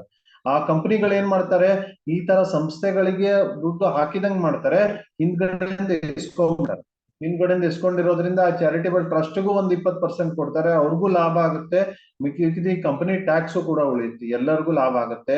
ಹೊರತು ನಿಜವಾದ ಬಡವರಿಗೆ ಯಾವ್ದು ಮುಟ್ತಾ ಇಲ್ಲ. ಇದು ಸಾಧ್ಯನೇ ಇಲ್ಲ. ಯಾಕಂದ್ರೆ ಭಗವಂತ ಮಾಡಿರುವಂತ ವ್ಯವಸ್ಥೆಯಲ್ಲಿ ಈ ತರ ಇಲ್ಲ ಅನ್ನೋ ಕಾರಣಕ್ಕೆ ಇದು ಯಾವ ಕಾರಣಕ್ಕೂ ಸಾಧ್ಯನೇ ಇಲ್ಲ. ಇದರಿಂದ ಯಾರೂ ತೃಪ್ತಿ ಆಗ್ಲಿಕ್ಕೆ ಸಾಧ್ಯ ಇಲ್ಲ. ಈ ತರದ ಕೃತಕ ವ್ಯವಸ್ಥೆಗಳಿಂದ ಯಾರು ತೃಪ್ತರಾಗ್ಲಿಕ್ಕೆ ಸಾಧ್ಯ ಇಲ್ಲ. ಹಾಗಿದ್ರೆ ಆತ್ಮಗೆ ತೃಪ್ತಿ ಹೇಗೆ ಸಿಗುತ್ತೆ? ಒಂದು ಜೀವಿಗೆ, ಒಂದು ವ್ಯಕ್ತಿಗೆ ತೃಪ್ತಿ ಹೇಗೆ ಸಿಗುತ್ತೆ, ಸಂತುಷ್ಟಿ ಹೇಗೆ ಸಿಗುತ್ತೆ? ಇಲ್ಲಿ ಕೊಟ್ಟಿದ್ದಾರೆ, ಪರೋ ಧರ್ಮೋ ಯಥೋ ಭಕ್ತಿರ್ ಅಧೋಕ್ಷಜೆ. ಅಧೋಕ್ಷಜನ ಆಗಿರುವಂತ ಭಗವಂತನ, ನಮ್ಮ ಕಣ್ಣಿನ ಮುಂದೆ ಕಾಣದೇ ಇರುವಂತ ಭಗವಂತನ ಭಕ್ತಿ ಸೇವೆ ಮಾಡಿದ್ರೆ ಅವಾಗ ಅಷ್ಟೇ ತೃಪ್ತಿ ಸಿಗುತ್ತೆ. ಇದು ಒಂದು ಸ್ತರದ್ದು ತೃಪ್ತಿ ಹುಡುಕ್ಲಿಕ್ಕೆ ಪ್ರಯತ್ನ ಮಾಡ್ತಾ ಇದ್ದಾರೆ. ನಾವು ಮೊದಲು ಚರ್ಚೆ ಮಾಡಿದ್ವಿ, ವೇದದಲ್ಲಿ ಕರ್ಮಕಾಂಡ ಇದೆ, ಕರ್ಮಕಾಂಡದಲ್ಲಿಯೂ ಕೂಡ ಬಹಳಷ್ಟು ಭೌತಿಕ ಸುಖ ಇದೆ. ಏನಂತೆ, ನೀವು ಈ ತರ ಜ್ಯೋತಿಷ್ಠೋಮ ಆದಿ ಯಜ್ಞಗಳನ್ನ ಮಾಡಿದ್ರೆ ಏನಾಗುತ್ತೆ, ನೀವು ಸ್ವರ್ಗಕ್ಕೆ ಹೋಗಿ ಸ್ವರ್ಗದಲ್ಲಿ ನಂದನ ಕಾನನ ವನಗಳಿರ್ತವೆ, ಅಲ್ಲಿ ಅಪ್ಸರೆಯರ ಜೊತೆಗೆ ಬಹಳ ಆನಂದವನ್ನು ಅನುಭವಿಸ್ಬೋದು, ಬಹಳ ಸುಖವನ್ನು ಅನುಭವಿಸ್ಬೋದು, ಸೋಮರಸ ಪಾನ ಮಾಡ್ಬೋದು. ಈ ತರ ಪ್ರಲೋಭನೆ ವೇದಶಾಸ್ತ್ರಗಳಲ್ಲೂ ಇದೆ. ಈ ತರ ಪ್ರಲೋಭನೆಗಳು ಬೇರೆ ಮತಗಳಲ್ಲೂ ಇದಾವೆ. ಕ್ರಿಶ್ಚಿಯನ್ ಆಗ್ಲಿ, ಇಸ್ಲಾಂ ಆಗ್ಲಿ, ಎಲ್ಲಾ ಕಡೆ ಈ ತರ ಪ್ರಲೋಭನೆಗಳಿದಾವೆ. ಆ ಜನರು ಬದುಕೋ ಉದ್ದೇಶ ಏನು, ಆ ಜನರು ಯಾಕೆ ಭಗವಂತನ ಹತ್ರ ಬರ್ತಾರೆ? ಇದೊಂದೇ ಕಾರಣಕ್ಕೆ, ಭೌತಿಕ ಲಾಭಕ್ಕೋಸ್ಕರ ಬರ್ತಾರೆ. ನನಗೆ ಸ್ವರ್ಗಾದಿ ಸುಖ ಸಿಗ್ಲಿ ಅಂತ ಬರ್ತಾರೆ. ಈಗ ಸಾಮಾನ್ಯವಾಗಿ ನೋಡಿ, ನಮ್ಮ ದೇಶದಲ್ಲಿ ಧಾರ್ಮಿಕ ಜನರು ದೇವಸ್ಥಾನಕ್ಕೆ ಯಾಕೆ ಬರ್ತಾರೆ? ಭಗವಂತನಿಗೆ ಕೈ ಮುಗಿಬೇಕು. ಕೈ ಮುಗಿದ್ರೆ ಏನಾಗುತ್ತೆ, ನಮ್ಗೆ ಬಹಳ ಲಾಭ ಸಿಗುತ್ತೆ, ಭಗವಂತನ ಶಾಪ ನಮ್ಮ ಮೇಲೆ ಇರಲ್ಲ, ನಮಗೆ ದುಡ್ಡು ಸಿಗುತ್ತೆ, ನಮ್ಗೊಂದ್ ಸ್ವಂತ ಮನೆ ಆಗುತ್ತೆ, ನಮಗೆ ಬಹಳಷ್ಟು ಸುಖ ಸಿಗುತ್ತೆ, ಈ ಆಸೆಯಿಂದ ಬರ್ತಾರೆ ವಿನಾ ಇದಕ್ಕಿಂತ ಶ್ರೇಷ್ಠವಾದ ಯಾವ್ದು ಆಸೆನೇ ಇಲ್ಲ. ಎಲ್ಲರಿಗೂ ನಾವು ಒಂಥರ ಹೇಗೆ ಅಂಗಡಿಗೆ ಹೋಗಿ ಒಂದು ಲಿಸ್ಟ್ ಕೊಡ್ತೀವಿ, ಇದು ಕೊಡಿ, ತರಕಾರಿ ಕೊಡಿ, ಹಣ್ಣು ಕೊಡಿ, ಕಾಳು ಕಡಿ ಕೊಡಿ ಅಂತ ಹೇಳ್ತೀವಿ, ಅವ್ರಿಗೊಂದ್ ಸ್ವಲ್ಪ ದುಡ್ಡು ಕೊಡ್ತೀವಿ, ಆ ವಸ್ತುಗಳನ್ನ ತಗೊಂಡ್ಬರ್ತೀವಿ. ಅದೇ ತರ ಪ್ರತಿಯೊಬ್ಬ ವ್ಯಕ್ತಿ ದೇವಸ್ಥಾನಗೂ ಅದೇ ವ್ಯಾಪಾರ ಬುದ್ಧಿಯಿಂದ ಹೋಗ್ತಾ ಇದ್ದಾನೆ. ನನಗೆ ಹೆಂಡತಿ ಕೊಡಿ, ನನಗೆ ಮಕ್ಕಳು ಕೊಡಿ, ನನಗೆ ಮನೆ ಕೊಡಿ, ನನಗೆ ದುಡ್ಡು ಕೊಡಿ, ಇದು ಕೊಡಿ, ಅದು ಕೊಡಿ, ಕೊಡಿ ಕೊಡಿ ಕೊಡಿ ಅಂತ ಹೋಗ್ತಾರೆ. ನಾನ್ ನಿನ್ಗೇನ್ ಕೊಡ್ಲಿ ಅನ್ನೋಂತ ಭಾವನೆಯಿಂದ ಯಾವ ಕಾರಣಕ್ಕೂ ಯಾರು ದೇವಸ್ಥಾನಕ್ಕೆ ಹೋಗಲ್ಲ. ಯಾಕಂದ್ರೆ ಆ ಸಂಸ್ಕಾರಗಳೇ ಜನರಿಗೆ ಸಿಕ್ಕಿಲ್ಲ. ನಾನು ಕೊಡ್ಬೇಕು, ನಾನು ಸೇವೆ ಮಾಡ್ಬೇಕು ಅಂತ. ಎಲ್ಲಿ ತನಕ ಕೊಡಿ ಕೊಡಿ ಅಂತ ಹೇಳ್ತಾ ಇರ್ತೀವಿ, ಅಲ್ಲಿ ತನಕ ತೃಪ್ತಿ ಸಿಗಲ್ಲ. ಯಾವಾಗ ನಾವು ಕೊಡ್ಲಿಕ್ಕೆ ಸಿಗುತ್ತೆ, ಎಲ್ಲಿ ತನಕ ನಾವು ಇಸ್ಕೊಳ್ತಾ ಇರ್ತೀವಿ ಅಲ್ಲಿ ತನಕ ತೃಪ್ತಿ ಸಿಗಲ್ಲ. ಈ ಸೂತ್ರ ಅರ್ಥ ಮಾಡ್ಕೊಳ್ಳೋದು ಬಹಳ ಕಷ್ಟ ಆಗಿದೆ ಇವತ್ತಿನ ಜನರಿಗೆ. ಜನರು ಏನ್ ಅನ್ಕೊಳ್ತಾ ಇದ್ದಾರೆ, ಎಷ್ಟು ಭೋಗ ಆಗತ್ತೆ ಅಷ್ಟು ಜಾಸ್ತಿ ಸುಖ ಇದೆ ಅಂತ.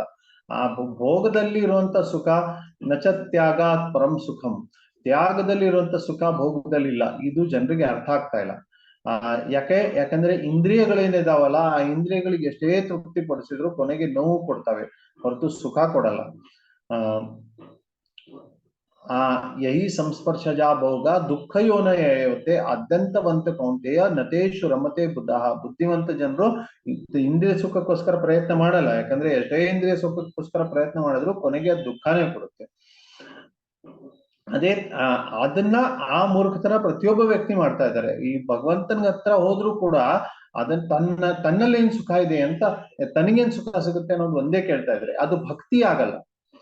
ಭಕ್ತಿ ಅಂದ್ರೆ ಭಕ್ತಿಯ ಲಕ್ಷಣ ಇಲ್ಲಿ ಕೊಟ್ಟಿದ್ದಾರೆ. ಅಹೇತುಕಿ ಅಪ್ರತಿಹತ.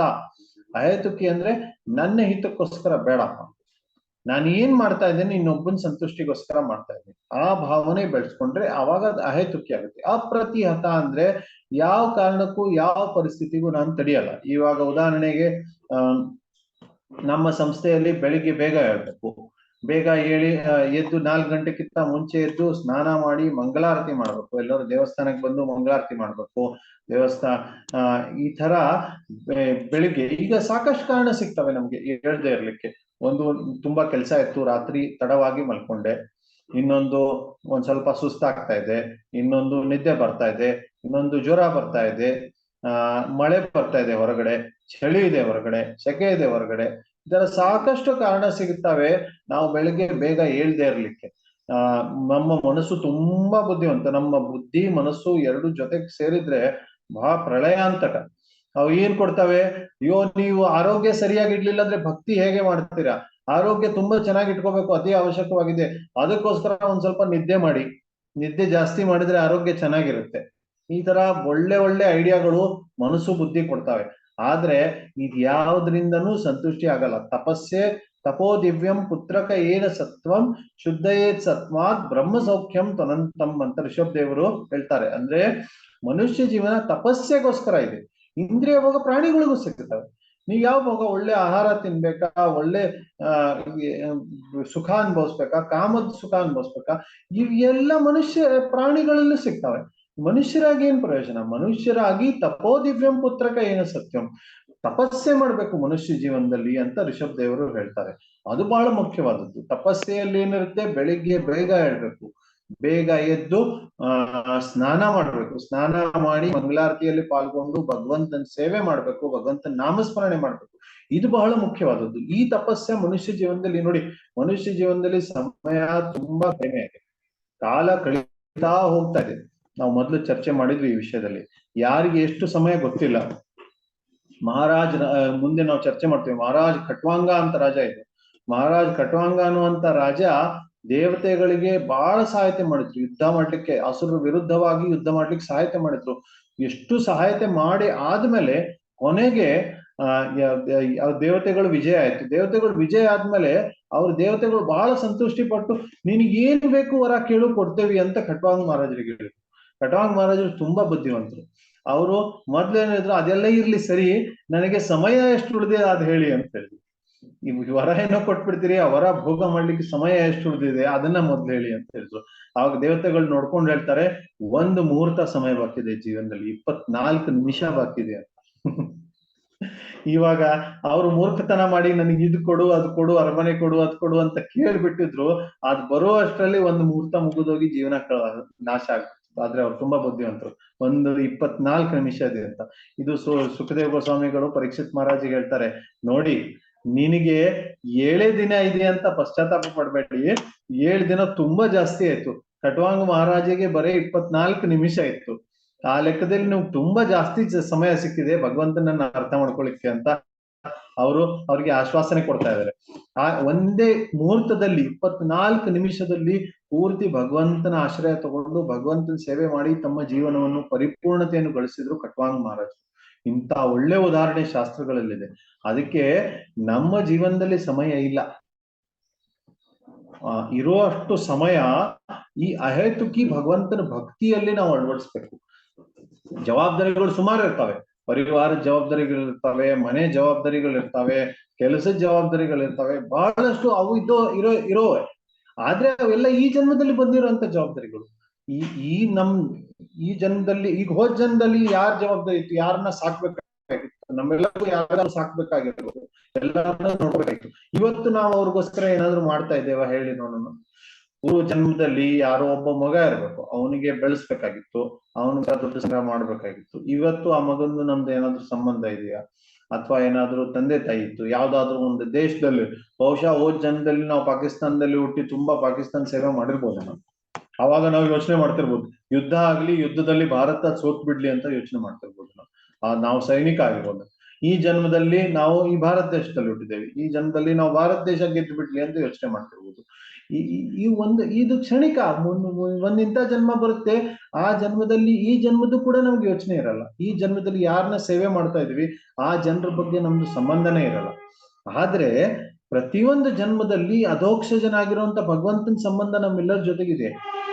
ಆ ಭಗವಂತ ನಮಗೆ ನಿರಂತರವಾಗಿ ಎಲ್ಲಾ ವ್ಯವಸ್ಥೆಗಳನ್ನ ಮಾಡ್ಕೊಡ್ತಾ ಇದ್ದಾರೆ.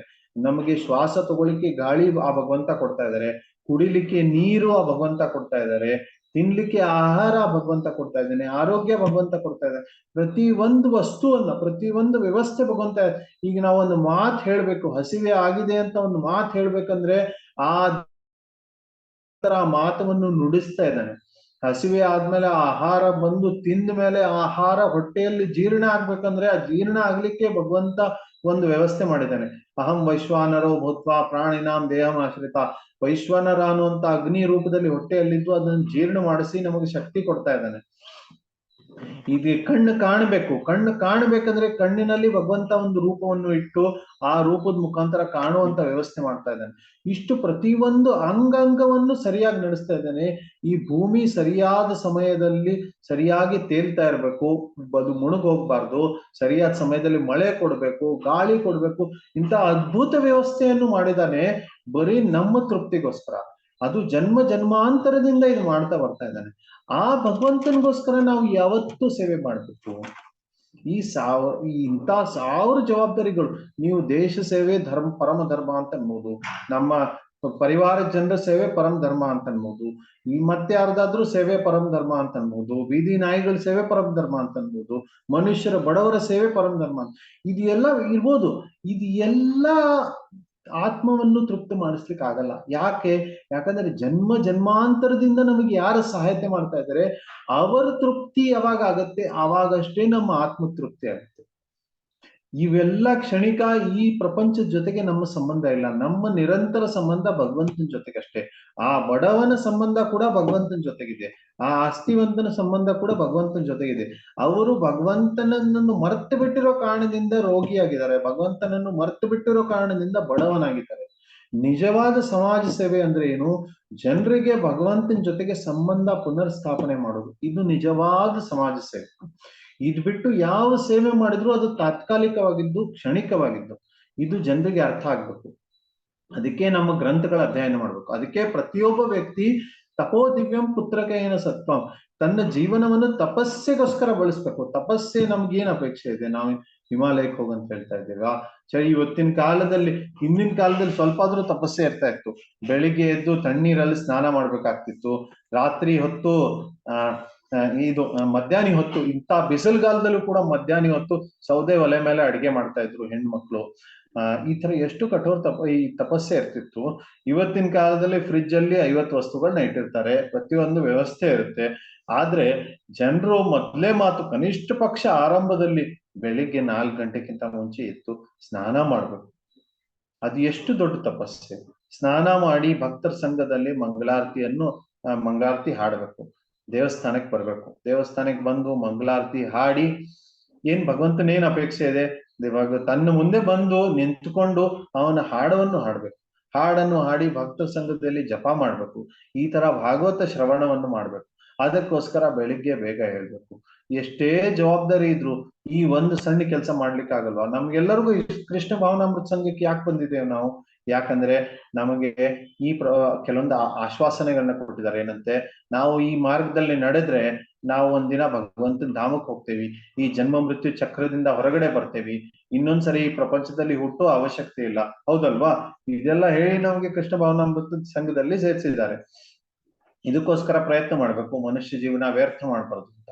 ಈಗ ಈ ಜನ್ಮದ ಈ ಕೃಷ್ಣ ಭಾವನಾಮೃತ ಸಂಘದಲ್ಲಿ ಸೇರ್ಕೊಂಡು ಭಕ್ತರ ಸಂಘ ಮಾಡಿ ಇಷ್ಟೆಲ್ಲ ಆಗಿ ಈ ಪರಿಸ್ಥಿತಿಯ ಲಾಭ ತಗೊಳ್ಳಿಲ್ಲ ಅಂದ್ರೆ, ಬೆಳಿಗ್ಗೆ ಬೇಗ ಹೇಳಲಿಕ್ಕೆ ಆಗ್ಲಿಲ್ಲ ಅಂದ್ರೆ, ಅಥವಾ ಭಗವಂತನ ಸೇವೆ ಮಾಡ್ಲಿಕ್ಕೆ ಆಗ್ಲಿಲ್ಲ, ಮಂಗಳಾರತಿಗೆ ಬರ್ಲಿಕ್ಕೆ ಆಗ್ಲಿಲ್ಲ ಅಂದ್ರೆ ಏನ್ ಪ್ರಯೋಜನ ಮನುಷ್ಯ ಜೀವನದ? ಅದಕ್ಕೆ ಎಲ್ಲರೂ ದೃಢವಾಗಿ ಪ್ರಯತ್ನ ಮಾಡ್ಬೇಕು. ನಮ್ಮ ದೇವಸ್ಥಾನ, ನಮ್ಮ ಕೃಷ್ಣ ಭಾವನಾಮೃತ ಸಂಘದಲ್ಲಿ ಪ್ರತಿದಿನ ಬೆಳಿಗ್ಗೆ 5 ಗಂಟೆ ಮೇಲೆ ಮಂಗಳಾರತಿ ನಡೀತಾ ಇರುತ್ತೆ. ಭಾನುವಾರ ಸಂಡೇ ಪ್ರೋಗ್ರಾಮ್ ನಡೀತಾ ಇರುತ್ತೆ. ಭಾನುವಾರ ಬೆಳಿಗ್ಗೆ 5 ಗಂಟೆಯಿಂದ ಶುರುವಾಗಿ ಮಧ್ಯಾಹ್ನ 2 ಗಂಟೆ ತನಕ ಕಾರ್ಯಕ್ರಮ ನಿರಂತರವಾಗಿರುತ್ತೆ. ಎಲ್ಲರೂ ಪ್ರಯತ್ನ ಮಾಡ್ಬೇಕು. ಒಂದ್ ಸ್ವಲ್ಪ ತಪಸ್ಸೆಯನ್ನು ತಗೊಂಡು ಮನುಷ್ಯ ಜೀವನದಲ್ಲಿ ಈ ತಮ್ಮ ಜೀವನದಲ್ಲಿ ಪರಿಪೂರ್ಣತೆಯನ್ನು ಹೊಂದಲಿಕ್ಕೆ ಪ್ರಯತ್ನ ಮಾಡ್ಬೇಕು. ಪ್ರಭುಪಾದರು ಬಹಳ ಸರಳವಾದ ವ್ಯವಸ್ಥೆಯನ್ನು ಇಟ್ಟಿದ್ದಾರೆ. ಬೆಳಿಗ್ಗೆ ಬೇಗ ಹೇಳ್ಬೇಕು, ಭಾಗವತವನ್ನು ಶ್ರವಣ ಮಾಡ್ಬೇಕು, ಭಕ್ತರ ಸಂಘದಲ್ಲಿ ಜಪ ಮಾಡ್ಬೇಕು. ಬಹಳ ಸರಳವಾದ ಉಪಾಯವನ್ನು ಕೊಟ್ಟಿದ್ದಾರೆ. ಯಾವುದೇ ತರದ ಕಠೋರ ತಪಸ್ಸೆಯನ್ನು ಕೊಟ್ಟಿಲ್ಲ. ಅದಕ್ಕೆ ಇದನ್ನ ನಮ್ಮ ಜೀವನದಲ್ಲಿ ಅಳವಡಿಸಿ ನಮ್ಮ ಜೀವನವನ್ನು ಪರಿಪೂರ್ಣತೆ ಮಾಡ್ಬೇಕು. ಇದು ನಿಜವಾದ ಸೇವೆ. ಅಹೇತುಕಿ ಅಪ್ರತಿಹತ, ನನಗೆ ಭಗವಂತ ನಿನ್ನ ಹತ್ರ ಏನೂ ಬೇಡ. ಈಗ ಅಪಿತಪಿ ಭಗವಂತ ಹೇಳಿದ ಏನಂತೆ, ನೀವು ಕೈ ಮುಗಿದ್ರೆ ನಿಮ್ಗೆ ಏನೂ ಸಿಗಲ್ಲ ಅಂತ. ಎಷ್ಟು ಜನರು ಭಗವಂತನ ಮುಂದೆ ಕೈ ಮುಗಿತಾರೆ? ಏನಾದ್ರೂ ಸಿಗುತ್ತೆ ಅನ್ನೋ ಆಸೆ ಇದೆ ಅನ್ನೋ ಕಾರಣಕ್ಕೆ ಭಗವಂತನ ಮುಂದೆ ಕೈ ಮುಗಿತಾ ಇದ್ದಾರೆ. ಈಗ ಸಿಗಲ್ಲ ಅನ್ನುವಂಥದ್ದು ಗೊತ್ತಾಯ್ತಂದ್ರೆ ಯಾರು ಭಗವಂತನ ಕೈ ಮುಗಿಯಲ್ಲ, ಭಗವಂತನ ಸೇವೆ ಮಾಡಲ್ಲ.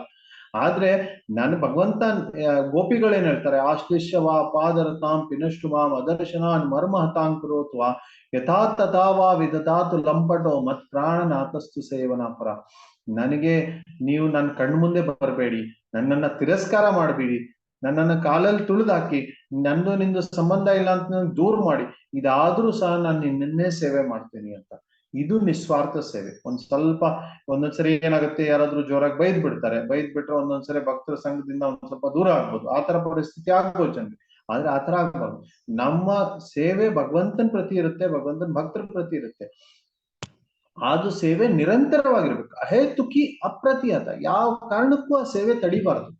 ಮಳೆ ಬಂತು ಆದ್ರೂ ಸಹ ಸೇವೆ ತಡಿಬಾರ್ದು, ಗಾಳಿ ಜಾಸ್ತಿ ಇದೆ ಆದ್ರೂ ಸಹ ಭಗವಂತನ ಸೇವೆ ತಡಿಬಾರ್ದು. ಯಾವ ಪರಿಸ್ಥಿತಿಯಲ್ಲಿ ಯಾವ ಕಾರಣದಲ್ಲಿ ಭಗವಂತನ ಸೇವೆ ತಡಿಬಾರ್ದು. ಮತ್ತೆ ಅಹೇತುಕಿ, ಈ ಸೇವೆ ಮಾಡಿ ನನಗೆ ಏನು ಬೇಡ, ನನಗೆ ಸ್ವಾರ್ಥಕ್ಕೋಸ್ಕರ ಏನು ಬೇಡ ಅನ್ನುವಂತ ಭಾವನೆಯಲ್ಲಿ ಸೇವೆ ಮಾಡ್ತಾ ಇರ್ಬೇಕು. ಇದಾದ್ರೆ ಅಷ್ಟೇ ಆತ್ಮಗೆ ತೃಪ್ತಿ ಸಿಗುತ್ತೆ, ಇದಾದ್ರೆ ಅಷ್ಟೇ ಪ್ರಸನ್ನತೆ ಸಿಗುತ್ತೆ. ಹೊರತು ನಾವು ಎಷ್ಟು ನಮ್ಮ ಲೋಭವನ್ನು ಇಟ್ಕೊಳ್ತೇವೆ ಅಷ್ಟು ಯಾವ ಕಾರಣಕ್ಕೂ ಸಿಗಲ್ಲ. ಅದಕ್ಕೆ ಇದು ಬಹಳ ಉತ್ತಮವಾದ ಶ್ಲೋಕ. ಇದು ಇಡೀ ಭಾಗವತದ ಸಾರ ಈ ಶ್ಲೋಕದಲ್ಲಿ ಹೇಳಿದೆ. ಆದ್ರೆ ನಮ್ಮ ಚೇತನೆ ಶುದ್ಧವಾಗದೇ ಇರೋ ಕಾರಣದಿಂದ ಏನಾಗುತ್ತೆ, ನಾವು ನಮ್ಮ ಸೇವೆ ನಮಗೆ ಎಷ್ಟು ಸೇವೆ ಆಗ್ಲಿ ಅನ್ನುವಂತ ಚೇತನೆಯಲ್ಲೇ ಇರ್ತೇವೆ. ಅದನ್ನ ಹೊರಗಡೆ ಬರ್ಬೇಕು. ಈಗ ಧರ್ಮ ಅಂತ ಹೇಳ್ತಾ ಇದ್ವಿ. ಧರ್ಮ 2 ಪ್ರಕಾರದ್ದು ಇರ್ತವೆ, 2 ಸ್ತರದಲ್ಲಿ ಇರ್ತವೆ ಧರ್ಮ. ಒಂದು ಆತ್ಮದ ಸ್ತರದಲ್ಲಿ, ಒಂದು ಶರೀರದ ಸ್ತರದಲ್ಲಿ. ಈಗ ನಾವು ಬರೀ ಆತ್ಮ ಧರ್ಮದ ಬಗ್ಗೆ ಮಾತಾಡಿದ್ದೀವಿ ಇಲ್ಲಿ ತನಕ. ಆತ್ಮದ ಧರ್ಮ ಅಂದ್ರೆ ಏನು? ಆ ಅದಕ್ಕೆ ಭಾಗವತ ಧರ್ಮ ಅಂತ ಅಂತಾರೆ. ಭಾಗವತ ಧರ್ಮ ಇದು ಆತ್ಮದ ಧರ್ಮ, ಅದು ಭಗವಂತನ ಜೊತೆಗೆ ನಮ್ಮ ಸಂಬಂಧವನ್ನು ಸ್ಥಾಪಿತ ಮಾಡುತ್ತೆ. ಆದ್ರೆ ಒಂದೇ ಸರಿ ಭಾಗವತ ಧರ್ಮದ ಸ್ತರದಲ್ಲಿ ಎಲ್ಲರೂ ಇರ್ಲಿಕ್ಕಿಲ್ಲ, ಯಾಕಂದ್ರೆ ಅವರ ಜೀವನದಲ್ಲಿ ಇನ್ನೂ ಬದ್ಧತೆ ಇದೆ. ಈಗ ಪೂರ್ತಿ ಭಗವಂತನ ಸಮರ್ಪಣೆ ಮಾಡ್ಬಿಟ್ಟೆ ನನ್ನ ಜೀವನವನ್ನು ಬಿಟ್ಟೆ ಆ ಸ್ತರದಲ್ಲಿ ಇಲ್ಲ. ಅದಕ್ಕೋಸ್ಕರ ಶಾರೀರಿಕ ಸ್ತರದಲ್ಲೂ ಒಂದು ಧರ್ಮ ಇದೆ, ವರ್ಣಾಶ್ರಮ ಧರ್ಮ ಅಂತ. ಆ ಧರ್ಮದ ಮುಖಾಂತರ ಸ್ವೇ ಸ್ವೇ ಕರ್ಮಣ್ಯ ವಿರತ ಸಂಸಿದ್ಧಿ ಲಭತೆ, ನಾವು ಭಗವದ್ಗೀತೆಯಲ್ಲಿ ಚರ್ಚೆ ಮಾಡ್ತಾ ಇದ್ವಿ. ಎಲ್ಲರೂ ತಮ್ಮ ಸ್ವಧರ್ಮವನ್ನು ಪಾಲನೆ ಮಾಡಿ ಸಂಸಿದ್ಧಿಯನ್ನು ಅಂತಾರೆ, ಪರಿಪೂರ್ಣತೆಯನ್ನು ಅಂತಾರೆ. ಅದೇ ಸಮಯದಲ್ಲಿ ಭಗವಂತನ ಸೇವೆ ಮಾಡ್ತಾ ಇರ್ತಾರೆ. ಕಾಲಕ್ರಮೇಣ ಒಂದು ದಿನ ಭಾಗವತ ಧರ್ಮ ಒಂದೇ ಉಳಿಯುತ್ತೆ, ಈ ಧರ್ಮದ ಅವಶ್ಯಕತೆ ಇರಲ್ಲ. ಆ ತರದ್ದು ಪ್ರಯತ್ನ ಎಲ್ಲರೂ ಮಾಡ್ಬೇಕು. ಹರೇ ಕೃಷ್ಣ. ಸ್ವಲ್ಪ ಒಂದು 2 ನಿಮಿಷ ಹಿಂದಿಯಲ್ಲಿ ಹೇಳ್ಬಿಡ್ತೀನಿ. यहाँ पे सबसे श्रेष्ठ धर्म के बारे में व्याख्यान दिया गया है। लोग समझते हैं कि सबसे बड़ा धर्म क्या है, हिंदू धर्म है, मुसलमान धर्म है, क्रिश्चियन धर्म है। सब समझते हैं कि क्योंकि मेरे जैसा बड़ा व्यक्ति यहाँ पे जन्म लिया है तो इसलिए यही सबसे बड़ा होना चाहिए। उसमें कोई तर्क नहीं होता, उसमें कोई बुद्धि नहीं होता। एक हिंदू सोचता है कि हिंदू तो सबसे बढ़िया है, क्यों? क्योंकि मेरा जन्म हुआ है इसमें। मुसलमान भी ऐसे ही सोचता है। परंतु शास्त्र में, भागवत पुराण में बहुत निष्पक्ष रीति से बताया गया है कि श्रेष्ठ धर्म क्या है। श्रेष्ठ धर्म वह है जो हमारे अधोक्षज भगवान है, जो हमारे आंखों के सामने प्रकट नहीं होते, ऐसे भगवान की भक्ति। भक्ति मतलब, भक्ति के 2 लक्षण होते हैं, अहेतु की अप्रतिहता, मतलब जो अपने हित के लिए नहीं है और जो किसी भी परिस्थिति में रुकता नहीं। ऐसे सेवा अगर भगवान को करेंगे तो वो सबसे श्रेष्ठ धर्म है। तो ये जहां पे मिलता है आप ले लीजिए, किसी भी मत में ये सबसे श्रेष्ठ धर्म मिल जाता है तो ले लीजिए। तो ये भक्ति संबंध जो है मनुष्य जीवन में बहुत आवश्यक है। क्यों? क्योंकि हम भगवान के अंग हैं। हमारी बहुत सारी जिम्मेदारियां हैं, परिवार के प्रति जिम्मेदारी है, बच्चों के प्रति है, देश के प्रति है, गरीबों के प्रति है। तो सब लोग समझते हैं कि गरीबों की सेवा क्यों नहीं करते आप। हमें पूछते हैं कि अरे आप लोग इतना बड़ा संस्था है, आप लोग गरीबों को खाना क्यों नहीं खिलाते, गरीबों को सेवा क्यों नहीं करते। इसमें सिद्धांत लोग समझ नहीं पा रहे कि गरीब तो हमेशा रहेंगे, क्योंकि गरीब अपने कर्म के अनुसार गरीब हुए हैं और उनको अपना धन रक्षण करना नहीं आया, इसलिए वो गरीब हुए। और जो अमीर है वो अमीर होते ही जा रहे हैं। क्यों? क्योंकि उनके पास धन को कैसे लेना है वो बुद्धि उनके पास है। आप यदि गरीबों को बहुत सारा पैसा भी दे देंगे, वो अपना इंद्रिय भोग में उसका उपयोग करेंगे और फिर धनिक उस पैसे को लेके और अधिक धनिक बनेंगे, तो वो परिस्थिति सुधरेगी नहीं। ये प्रकृति का नियम है। आप दुनिया में किसी भी कोने में जाइए, गरीबी है ही। पाश्चात्य देश में भी, अमेरिका हो, यूरोप हो, वहां पे भी गरीबी है। ये सिर्फ हमारे भारतीय लोगों को पता नहीं है उतना ही। आप वहां जाके देखेंगे तो आपको पता चलेगा। तो गरीबी किसी भी परिस्थिति में जा नहीं सकती। परंतु यदि गरीब हो अमीर हो, सबको भगवान के साथ एक संबंध है, उस संबंध को आप फिर से याद दिलाएंगे तो वो सबसे बड़ी समाज सेवा होगी। क्यों? क्योंकि हजारों जन्मों से भगवान हमें पाल रहे हैं। जिम्मेदारी बहुत हो सकती है, परिवार के प्रति, देश के प्रति बहुत सारी जिम्मेदारी हो सकती है। ये जिम्मेदारी पिछले जन्म में भी थे। मान लीजिए पाकिस्तान में हम जन्म लिए थे पिछले जन्म में, तो पाकिस्तान के प्रति बहुत सारी जिम्मेदारियां थी। आज हमारे पाकिस्तान, कल हम चाइना में जन्म ले सकते तो चाइना के प्रति। परंतु इस सब जन्मों में भगवान हमारा पालन करे, भगवान के प्रति हमारी जिम्मेदारी है। तो यह जो है बहुत ही आवश्यक है कि हम समझे कि जन्म जन्मांतर भगवान जो हमारी व्यवस्था करे उनके लिए हमें सेवा करना चाहिए, ना कि किसी लौकिक विषय के लिए। ನೋಡಿ, ಇದು ಬಹಳ ಸೂಕ್ಷ್ಮ ವಿಷಯ ಇದೆ. ಸುಮಾರು ಜನರು ನಮ್ಮ ಭಕ್ತರಿಗೆ ಒಂದೊಂದ್ಸರಿ ಸಿದ್ಧಾಂತ ಸರಿಯಾಗಿ ಗೊತ್ತಿಲ್ಲ ಅಂದ್ರೆ ಈ ತರ ಪ್ರಶ್ನೆ ಕೇಳಿದಾಗ, ಓ ಹಂಗಿದ್ರೆ ನಮ್ಮ ಸಂಸ್ಥೆಗೆ ಒಳ್ಳೆ ಹೆಸರು ಬರುತ್ತೆ, ನಾವು ಕೂಡ ಇದನ್ನ ಶುರು ಮಾಡೋಣ, ಬಡವರಿಗೆ ಊಟ ಹಾಕ್ಲಿಕ್ಕೆ ಶುರು ಮಾಡೋಣ, ನಾವು ಕೂಡ ಫ್ರೀಯಲ್ಲಿ ಹಾಸ್ಪಿಟಲ್ಗಳನ್ನ ತೆಗೆಯೋಣ, ಈ ತರ ಮಾಡೋಣ ಅನ್ನುವಂತ ಪ್ರಲೋಭನೆ ಭಕ್ತರಲ್ಲಿ ಬರುತ್ತೆ. ಅದಕ್ಕೆ ಅವರು ಬಹಳಷ್ಟು ಸರಿ ಭಕ್ತರು ಕೂಡ ಈ ದಾರಿ ತಪ್ಪಿಬಿಡ್ತಾರೆ. ಅವರು ಎಲ್ಲಿ ತನಕ ಶ್ರೇಷ್ಠ ಧರ್ಮ ಪ್ರತಿಪಾದನೆ ಮಾಡಲ್ಲ, ಏನು ಭಗವಂತನ ಭಕ್ತಿ ಇದು ಶ್ರೇಷ್ಠ ಧರ್ಮ, ಇದನ್ನ ಎಲ್ಲಿ ತನಕ ಹೇಳಲ್ಲ, ಅಲ್ಲಿ ತನಕ ಅವ್ರಿಗೆ ತೃಪ್ತಿ ಆಗಲ್ಲ, ಮನುಷ್ಯ समाज को तृप्ति ಆಗಲ್ಲ। ಅದಕ್ಕೆ ಈ ಸಿದ್ಧಾಂತ ತಿಳ್ಕೊಳ್ಳೋದು ಬಹಳ ಅವಶ್ಯಕವಾಗಿದೆ। ಈ सिद्धांत को समझना बहुत ही आवश्यक है। ಭಾಗವತ ಸಿದ್ಧಾಂತ ಇದು ಎಲ್ಲಕ್ಕಿಂತ ಶ್ರೇಷ್ಠವಾದದ್ದು। ಏನಾದ್ರೂ ಪ್ರಶ್ನೆಗಳಿದ್ರೆ ಇವಾಗ ಕೇಳಬಹುದು।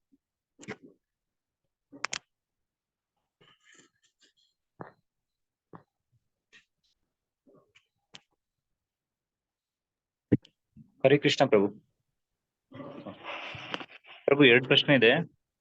ಒಂದು, ಈಗ ನಾವು ಹೇಳ್ತಾರಲ್ಲ, ಈಗ ಬಡವರು ಇದಾರಂತ. ಸೊ ಅವ್ರಿಗೆ ನಾವು ಸಾಮಾನ್ಯವಾಗಿ ಏನ್ ಹೇಳ್ತೀವಿ ಅಂದ್ರೆ, ಕಷ್ಟಪಟ್ಟು ದುಡಿ, ನಿನ್ ಬಡತನ ಹೋಗುತ್ತೆ ಅಂತ. ಇದೊಂದು ತುಂಬಾ ಪ್ರಚಲನ ಆಗಿರೋದು. ಸೊ ಇದೆ ಕರೆಕ್ಟ್ ಆಗಿ ಆನ್ಸರ್ ಇದೇ ಕೊಡ್ತಾರೆ. ಏನ್ ನಾವು ಗರೀಬಿ ಹೋಗಕ್ ಕಾರಣ, ಕಷ್ಟಪಟ್ಟು ದುಡಿಯಪ್ಪ ನೀನು, ನಿಂದು ಬಡತನ ಹೋಗುತ್ತೆ ಅಂತ. ಇನ್ನೊಂದು ಪ್ರಶ್ನೆ ನಂತರ ಕೇಳ್ತೀನಿ ಪ್ರಭು. ಎಸ್ ಪ್ರಭು, ಇದಕ್ಕೇನ್ ಹೇಳ್ತೀರಾ ಪ್ರಭು? ಹಾ ಪ್ರಭುಜಿ, ಇದು ತುಂಬಾ ನಿಜ ಆಗಿದೆ. ಯಾಕಂದ್ರೆ ನಾನು ಮೊನ್ನೆ ನೋಡಿದ್ದೆ, ಒಂದ್ ಕಡೆ ಹೋಗಿದ್ದೆ, ಒಬ್ಬ ವ್ಯಕ್ತಿ ಭಿಕ್ಷಾ ಬೇಡ್ತಾ ಇದ್ದಾನೆ. ಆ ಭಿಕ್ಷೆ ಬೇಡವನಂತ ಕೈ ಸರಿ ಇದೆ, ಕಾಲ್ ಸರಿ ಇದೆ, ಎಲ್ಲ ಗಟ್ಟಿಯಾಗಿದೆ, ಎಲ್ಲ ಸರಿ ಇದೆ. ನೀನ್ ಕೆಲ್ಸ ಯಾಕೆ ಮಾಡಲ್ಲಪ್ಪ ಅಂತ ಕೇಳಿದೆ. ಅವರು ಈ ಸುಮ್ನೆ ನನ್ನ ಮುಖಾನೇ ನೋಡ್ಲಿಲ್ಲ, ಹೋಗ್ಬಿಟ್ರು ಅಲ್ಲಿಂದ. ಅಂದ್ರೆ ಎಷ್ಟೋ ಜನರು ತುಂಬಾ ಈಸಿ ರೀತಿಯಿಂದ ದುಡ್ಡು ಬರುತ್ತೆ, ಕಷ್ಟ ಯಾಕೆ ಪಡ್ಬೇಕು ಅಂತ ಎಷ್ಟೋ ಜನರು ಅದಕ್ಕೋಸ್ಕರ ಈ ಬಾಂಬೆಯಲ್ಲಿ ಎಷ್ಟೋ ಜನರು ಚಿನ್ನದ ತಟ್ಟೆ ಇಟ್ಕೊಂಡು ಭಿಕ್ಷಾ ಬೇಡ್ತಾ ಇದ್ದಾರೆ. ಎಷ್ಟೋ ಜನರು ಭಿಕ್ಷಾ ಬೇಡಿ ಅದೊಂದು ದೊಡ್ಡ ಸ್ಕ್ಯಾಮ್ ಆಗಿದೆ. ಏನಂತೆ, ಭಿಕ್ಷುಕರು ಬಂದು ದುಡ್ಡನ್ನ ಸಂಗ್ರಹ ಮಾಡಿ ಒಬ್ಬ ವ್ಯಕ್ತಿ ಕೊಡ್ತಾರೆ, ಆ ವ್ಯಕ್ತಿ ಎಲ್ಲರಿಗೂ ಸಂಬಳ ಕೊಡ್ತಾನೆ, ಅವನು ಪಾಲನೆ ನಡೆಯುತ್ತೆ. ಇದೊಂದು ದೊಡ್ಡ ಸ್ಕ್ಯಾಮ್ ನಡೀತಾ ಇದೆ ಬಾಂಬೆಯಲ್ಲಿ. ಈ ತರ ಅದೇ ಹೇಳಿದಲ್ಲ, ನೀವು ಯಾವ ಕಾರಣಕ್ಕೂ ಇವ್ರ ಪರಿಸ್ಥಿತಿಯನ್ನು ಸುಧಾರಣೆ ಮಾಡ್ಲಿಕ್ಕೆ ಆಗಲ್ಲ ನೀವು ಈ ರೀತಿಯಿಂದ. ಭಾಗವತ ಧರ್ಮ ಎಲ್ಲಿ ತನಕ ಪ್ರಚಾರ ಆಗುತ್ತೆ ಅಲ್ಲಿ ತನಕ ಇದು ಯಾವುದೂ ಸರಿಪಡಿಸ್ಲಿಕ್ಕೆ ಆಗಲ್ಲ. ಎಸ್ ಪ್ರಭು, ಎಸ್ ಪ್ರಭು. ಮತ್ತೆ ಇನ್ನೊಂದು ಪ್ರಶ್ನೆ, ಈಗ ಸಾಮಾನ್ಯವಾಗಿ ನಾವು ಈಗ ಪ್ರಗತಿ ಮಾಡ್ತೀವಿ, ಪ್ರೋಗ್ರೆಸ್ ಮಾಡ್ತೀವಿ ಅಂದ್ರೆ ಒಂದು ಲ್ಯಾಡರ್ ತರ ಮುಖಾಂತರ ಮಾಡ್ತೀವಿ, ಅಂದ್ರೆ 1 ಸ್ಟೆಪ್ ಬೈ ಸ್ಟೆಪ್ ಅಂತ ಹೇಳ್ತೀವಿ. ಸೊ ಈಗ ಅದೇ ತರ ನಾವು ಕನ್ಸಿಡರೇಷನ್ ಮಾಡಿದ್ರೆ, ಈ ಭೂಮಿ ಒಂದ್ ಲ್ಯಾಡರ್ ಅಲ್ಲಿ ಫಸ್ಟ್ ಸ್ಟೆಪ್ ಸ್ವರ್ಗ, ಬ್ರಹ್ಮಲೋಕ ಅಥವಾ ವಿಷ್ಣು ಲೋಕ ಅಥವಾ ಗೋಲೋಕ. ನಾವು ಯಾಕೆ ಭೂಮಿಯಿಂದ ಸೀದಾ ಗೋಲಕ್ಕೆ ಹೋಗ್ಬೇಕು, ಅಥವಾ ಯಾಕೆ ಸ್ವರ್ಗದಿಂದ ಮೇಲೆ ಹೋಗ್ಲಿಕ್ಕೆ ಆಗಲ್ಲ? ಹಾ ಪ್ರಭು, ತುಂಬಾ ಒಳ್ಳೆ ಪ್ರಶ್ನೆ ಕೇಳಿದ. ಒಂದೇನಾಗುತ್ತೆ ಅಂದ್ರೆ, ಸ್ವರ್ಗ ಅನ್ನುವಂತ ಸ್ಥಾನ ಏನಿದೆ ಅಲ್ಲ, ಅದು ಒಂದು ಸ್ಥಾನ, ಅದಕ್ಕೆ ಪುಣ್ಯ ಭೂಮಿ ಅಂತಾರೆ. ಪುಣ್ಯ ಭೂಮಿ ಅಂದ್ರೆ ನಾವು ಏನು ಪುಣ್ಯಗಳನ್ನ ಮಾಡ್ತೇವಿ, ಆ ಪುಣ್ಯಗಳ ಲಾಭದಿಂದ ನಾವು ಸ್ವರ್ಗಕ್ಕೆ ಹೋಗ್ತೇವಿ, ಅಲ್ಲಿ ಸುಖವನ್ನು ಅನುಭವಿಸ್ತೇವಿ. ಯಾವಾಗ ಪುಣ್ಯ ಮುಗಿಯುತ್ತೆ, ಮತ್ತೆ ಇಲ್ಲಿ ಬರ್ಬೇಕಾಗುತ್ತೆ. ಕ್ಷೀಣೆ ಪುಣ್ಯ ಮರ್ತ್ಯ ಲೋಕಂ ವಿಶಂತಿ ಅಂತ. ಅದು ಒಂದು ಸೆಪರೇಟ್ ಸ್ಥಾನ ಇದೆ ಪುಣ್ಯ ಭೂಮಿ ಅಂತ. ಆದ್ರೆ ಅದಕ್ಕಿಂತ ಮುಂದೆ ಹೋದ್ರೆ ಬ್ರಹ್ಮಲೋಕ ಏನಿದೆಯಲ್ಲ, ಆ ಬ್ರಹ್ಮಲೋಕ ನೀವು ಹೇಳಿರುವಂತ ಸ್ಥಾನ ನಿಜ. ಬ್ರಹ್ಮಲೋಕಕ್ಕೆ ಹೋಗಿ ಬ್ರಹ್ಮದೇವರ ಸಂಘವನ್ನು ಪಡ್ಕೊಂಡು ಪರಿಶುದ್ಧಿಯನ್ನು ಹೊಂದಿ ಮುಂದೆ ವೈಕುಂಠಕ್ಕೆ ಹೋಗ್ತಾರೆ. ಅದು ಸಾಮಾನ್ಯ ಪದ್ಧತಿ, ಅದ್ರಲ್ಲೇನು ಸಂಶಯ ಇಲ್ಲ. ಆದ್ರೆ ಭಗವಂತ ಈ ವ್ಯವಸ್ಥೆ ಕೂಡ ಇಟ್ಟಿದ್ದಾನೆ, ಯಾರು ಗಂಭೀರವಾಗಿ ಭಕ್ತಿ ಮಾಡ್ತಾರೆ ಅಜಾಮಿಳನ್ ತರ, ಅವ್ರು ನೇರವಾಗಿ ಕೂಡ ಹೋಗ್ಬೋದು ಅಂತ. ಆದ್ರೆ ಅದಕ್ಕೋಸ್ಕರ ಆ ಗಂಭೀರ ಭಕ್ತಿ ಪ್ರಯತ್ನ ಮಾಡ್ಬೇಕು. ಆ ಅಹೇತುಕಿ ಅಪ್ರತಿಹತ ಭಕ್ತಿ ಏನಿದೆಯಲ್ಲ, ಸೀರಿಯಸ್ ಭಕ್ತಿ, ಅದು ಪ್ರಯತ್ನ ಮಾಡಿದ್ರೆ ಅಷ್ಟೇ ಸಾಧ್ಯ, ಇಲ್ಲಾದ್ರೆ ಸಾಧ್ಯವಿಲ್ಲ. ನಾವು ಇವತ್ತು ಭಗವಂತನ ಧಾಮದ ಬಗ್ಗೆ ತುಂಬಾ ಕೇವಲವಾಗಿ ಜನ ಮಾತಾಡ್ತಾ ಇದ್ದಾರೆ, ನಾವೆಲ್ಲರೂ ಭಗವಂತನ ಧಾಮಕ್ಕೆ ಹೋಗ್ಬಿಡ್ತೀವಿ ಅಂತ. ಆದ್ರೆ ಭಗವಂತನ ಧಾಮಕ್ಕೆ ಹೋಗೋದು ಅಷ್ಟು ಸುಲಭ ಅಲ್ಲ. ಅದಕ್ಕೆ ಬರೀ ನಾವು ದೀಕ್ಷೆ ತಗೊಂಡ್ಬಿಟ್ವಿ ಅಥವಾ ಬರೀ ನಾವು ಜಪ ಮಾಡ್ತಾ ಇದೀವಿ, ನಾವು ದೇವಸ್ಥಾನಕ್ಕೆ ಬರ್ತಾ ಇದೀವಿ, ಅದು ಅಧಿಕಾರ ಅಲ್ಲ ಭಗವಂತನ ಧಾಮಕ್ಕೆ ಹೋಗ್ಲಿಕ್ಕೆ. ಭಗವಂತನ ಧಾಮಕ್ಕೆ ಹೋಗ್ಲಿಕ್ಕೆ ಹೃದಯ ಶುದ್ಧಿ ಆಗ್ಬೇಕು. ಅದಕ್ಕೆ ದೃಢವಾಗಿ ತಪಸ್ಸೆಯನ್ನು ತಗೋಬೇಕು ಪ್ರತಿಯೊಬ್ಬ ವ್ಯಕ್ತಿ. ಆ ತಪಸ್ಸೆಯನ್ನು ತಗೊಂಡ್ರೆ ಅಷ್ಟೇ ಭಗವಂತನ ಧಾಮಕ್ಕೆ ಹೋಗ್ಲಿಕ್ಕೆ ಸಾಧ್ಯ, ಇಲ್ಲಾಂದ್ರೆ ಎಷ್ಟೋ ಜನ್ಮ ತಗೊಳುತ್ತೆ. ಸಾಮಾನ್ಯವಾಗಿ ನೋಡ್ತಾ ಇದ್ರೆ ನಾವು ಬ್ರಹ್ಮಲೋಕಕ್ಕೆ ಹೋಗಿ ಬ್ರಹ್ಮದೇವರ ಸಂಘವನ್ನು ಪಡ್ಕೊಂಡು ಬ್ರಹ್ಮದೇವರ ಜೀವನ ಕಾಲ ಮುಗಿದ ಮೇಲೆ, ಅದಾದ್ಮೇಲೆ ಒಬ್ಬ ವ್ಯಕ್ತಿ ಮೋಕ್ಷಕ್ಕೆ ಹೋಗ್ತಾನೆ. ಇದು ಸಾಮಾನ್ಯ ಪದ್ಧತಿ. ಅದಕ್ಕೆ ಇದು ವೈಕುಂಠ ಅನ್ನೋ ಸ್ಥಾನ ತುಂಬಾ ದೂರವಾಗಿದೆ, ಅದಕ್ಕೆ ಬಹಳ ತಪಸ್ಸೆ ಬೇಕು. ಧನ್ಯವಾದ ಪ್ರಭುಜಿ.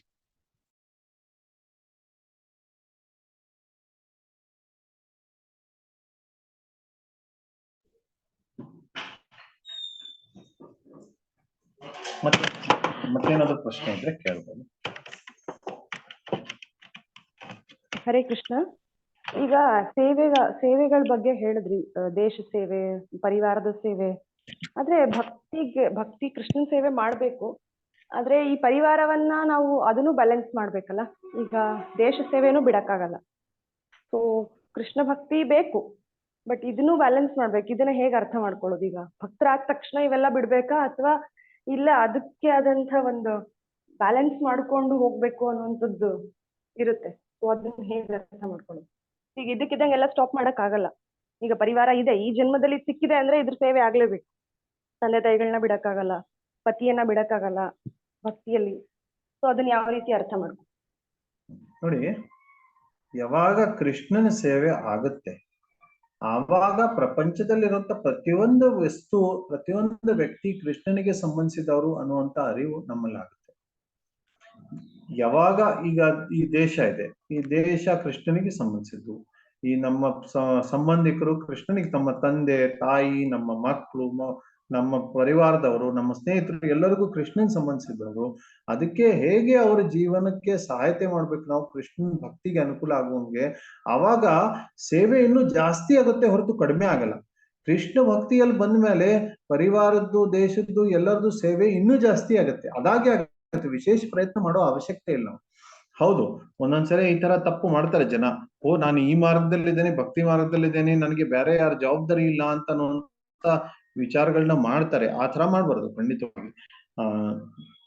ಈ ನಮಗೆ ಮನುಷ್ಯರಾಗಿ ಹುಟ್ಟಿದ್ದೇವೆ ಅಂದ್ಮೇಲೆ ಮನುಷ್ಯ ಸಮಾಜಕ್ಕೆ ಇರುವಂತ ಜವಾಬ್ದಾರಿಗಳು ಇದ್ದೇ ಇರ್ತವೆ. ಅದಕ್ಕೋಸ್ಕರ ನಾನು 2 ಧರ್ಮಗಳನ್ನ ಹೇಳಿದೆ, ಒಂದು ಭಾಗವತ ಧರ್ಮ, ಇನ್ನೊಂದು ವರ್ಣಾಶ್ರಮ ಧರ್ಮ. ವರ್ಣಾಶ್ರಮ ಧರ್ಮದಲ್ಲಿ ಇವೆಲ್ಲ ಜವಾಬ್ದಾರಿಗಳು ಬರ್ತವೆ. ಇದರಿಂದ ಏನಾಗುತ್ತೆ, ಸಂಸಿದ್ಧಿಯಾಗಿ ಪರಂಗತಿ ಆಗುತ್ತೆ. ಮಹಾಭಾರತದಲ್ಲಿ ಒಂದು ಕಥೆ ಇದೆ, ನನಗೆ ನೆನಪು ಬರ್ತಾ ಇಲ್ಲ. ಧರ್ಮವ್ಯಾಧನ ಕಥೆಯಲ್ಲಿ ಆ ವ್ಯಕ್ತಿ, ಆ ಋಷಿ ಹೆಸರು ಗೊತ್ತೇ ಇಲ್ಲ. ಅವರು ತನ್ನ ಜವಾಬ್ದಾರಿಯನ್ನು ಬಿಟ್ಟು ಅವರು ತಪಸ್ಸೆ ಮಾಡ್ಲಿಕ್ಕೆ ಹೋಗಿರ್ತಾರೆ. ಆದ್ರೆ ಒಂದು ಜವಾಬ್ದಾರಿ ಇರುವಂತ ಒಂದು ಸ್ತ್ರೀ ಅನ್ನೋ ಸಿಟ್ಟಿನ, ಅವ್ರಿಗೆ ತುಂಬಾ ದಿವ್ಯ ಶಕ್ತಿ ಬಂದಿರುತ್ತೆ. ಬರೀ ನೋಡಿದ್ರೆ ಸಾಕು ಸುಟ್ಟೋಗ್ಬಿಡ್ತಾರೆ ಅನ್ನೋಂತ ಶಕ್ತಿ ಬಂದಿರುತ್ತೆ. ಒಂದು ಪಕ್ಷಿ ನೋಡ್ತಾರೆ ಸುಟ್ಟೋಗ್ಬಿಡುತ್ತೆ. ಅದೇ ತರ ಒಂದು ಮನೆಗೆ ಹೋಗಿ ಭಿಕ್ಷೆ ಬೇಡ್ತಾರೆ. ಒಬ್ಬ ಸ್ತ್ರೀ ಬೇಗ ಬರಲ್ಲ, ಯಾಕಂದ್ರೆ ಅವ್ರು ತಮ್ಮ ಪತಿ ಮತ್ತೆ ಮಾವನ್ ಸೇವೆ ಮಾಡ್ತಿರ್ತಾರೆ. ಅವ್ರನ್ನ ನೋಡ್ತಾರೆ ಅದೇ ಸಿಟ್ಟಿನಿಂದ. ಅವಾಗ ಅವ್ರು ಹೇಳ್ತಾರೆ, ಆ ಪಕ್ಷಿ ತರ ನನಗೆ ಸಾವು ಬರ್ಲಿಕ್ಕೆ ಆಗಲ್ಲಪ್ಪ, ಯಾಕಂದ್ರೆ ನಾವು ನಮ್ಮ ಪರಿವಾರದ ಸೇವೆಯನ್ನು ನೋಡ್ಕೊಂಡು ಹೋಗ್ತಾ ಇದ್ದೀವಿ ಅಂತ. ಅದಕ್ಕೆ ಈ ವರ್ಣಾಶ್ರಮ ಧರ್ಮದಲ್ಲಿ ಇದೆಲ್ಲ ಬಂದೇ ಬರುತ್ತೆ. ಆದ್ರೆ ಈ ವರ್ಣಾಶ್ರಮ ಧರ್ಮದ ಜೊತೆಗೆ ಭಾಗವತ ಧರ್ಮ ಇದೆ. ಯಾವಾಗ ಭಕ್ತಿ ಸೇವೆಗೆ ಅಡಚಣೆ ಆಗುತ್ತೆ, ಆವಾಗ ಆತರ. ಈ ಉದಾಹರಣೆಗೆ ವಿಭೀಷಣನಿಗೆ ಭಕ್ತಿ ಸೇವೆಗೆ ತನ್ನ ಸ್ವಜನರು ಅಡಚಣೆ ಆಗಿತ್ತು. ರಾಮನ್ ತಮ್ಮ ಭರತ, ಅವರಿಗೆ ಭಕ್ತಿ ಸೇವೆಯಲ್ಲಿ ತಮ್ಮ ತಾಯಿ ಅಡಚಣೆ ಆಗಿತ್ತು. ಶುಕ್ರಾಚಾರ್ಯ, ಇವರು ನಮ್ಮ ಬಲಿ ಮಹಾರಾಜರು, ಭಕ್ತಿ ಸೇವೆಯಲ್ಲಿ ಗುರು ಸೇವೆ ಅಡಚಣೆ ಆಗಿತ್ತು. ಆವಾಗ ಅವರು ಒಂದ್ ಸ್ವಲ್ಪ ದೂರ ಮಾಡಿದ್ರು, ಹೊರತು ಆದರ ಸಮ್ಮಾನ ಕಡಿಮೆ ಮಾಡ್ಲಿಲ್ಲ. ಪ್ರಹ್ಲಾದ್ ಮಹಾರಾಜರು ತಮ್ಮ ತಂದೆ ಪ್ರತಿ ಆದರ ಸಮ್ಮಾನ ಕಡಿಮೆ ಮಾಡ್ಲಿಲ್ಲ. ಆದ್ರೆ ಭಕ್ತಿ ಸೇವೆಗೆ ಅನಾನುಕೂಲ ಇರೋ ಕಾರಣದಿಂದ ಒಂದ್ ಸ್ವಲ್ಪ ಇದ್ ಮಾಡಿದ್ರು, ಹೊರತು ಸೇವೆ ಯಾವ ಕಾರಣಕ್ಕೂ ನಿಲ್ಲಲ್ಲ. ವರ್ಣಾಶ್ರಮ ಧರ್ಮ ಜವಾಬ್ದಾರಿಗಳು ಅದರಲ್ಲಿ ಸೇವೆ ಬಂದೇ ಬರುತ್ತೆ. ಅದಕ್ಕೆ ಶ್ರೇಷ್ಠ ಧರ್ಮ ಆಗಿರುವಂತ ಭಕ್ತಿ ಧರ್ಮ ಪಾಲನೆ ಮಾಡಿದ್ರೆ ಅದಾಗೆ ಬೇರೆಯವ್ರು ಎಲ್ಲರಿಗೂ ಸೇವೆ ಆಗುತ್ತೆ, ಬೇರೆಯವರೆಲ್ಲರೂ ತೃಪ್ತರಾಗ್ತಾರೆ.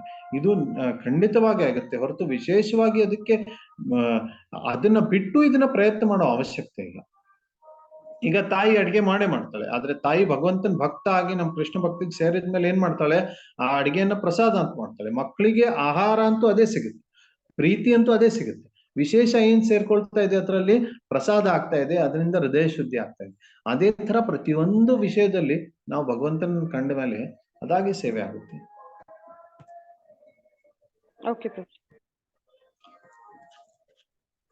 ಮತ್ತೇನಾದ್ರೂ ಪ್ರಶ್ನೆ ಇದೆಯಾ?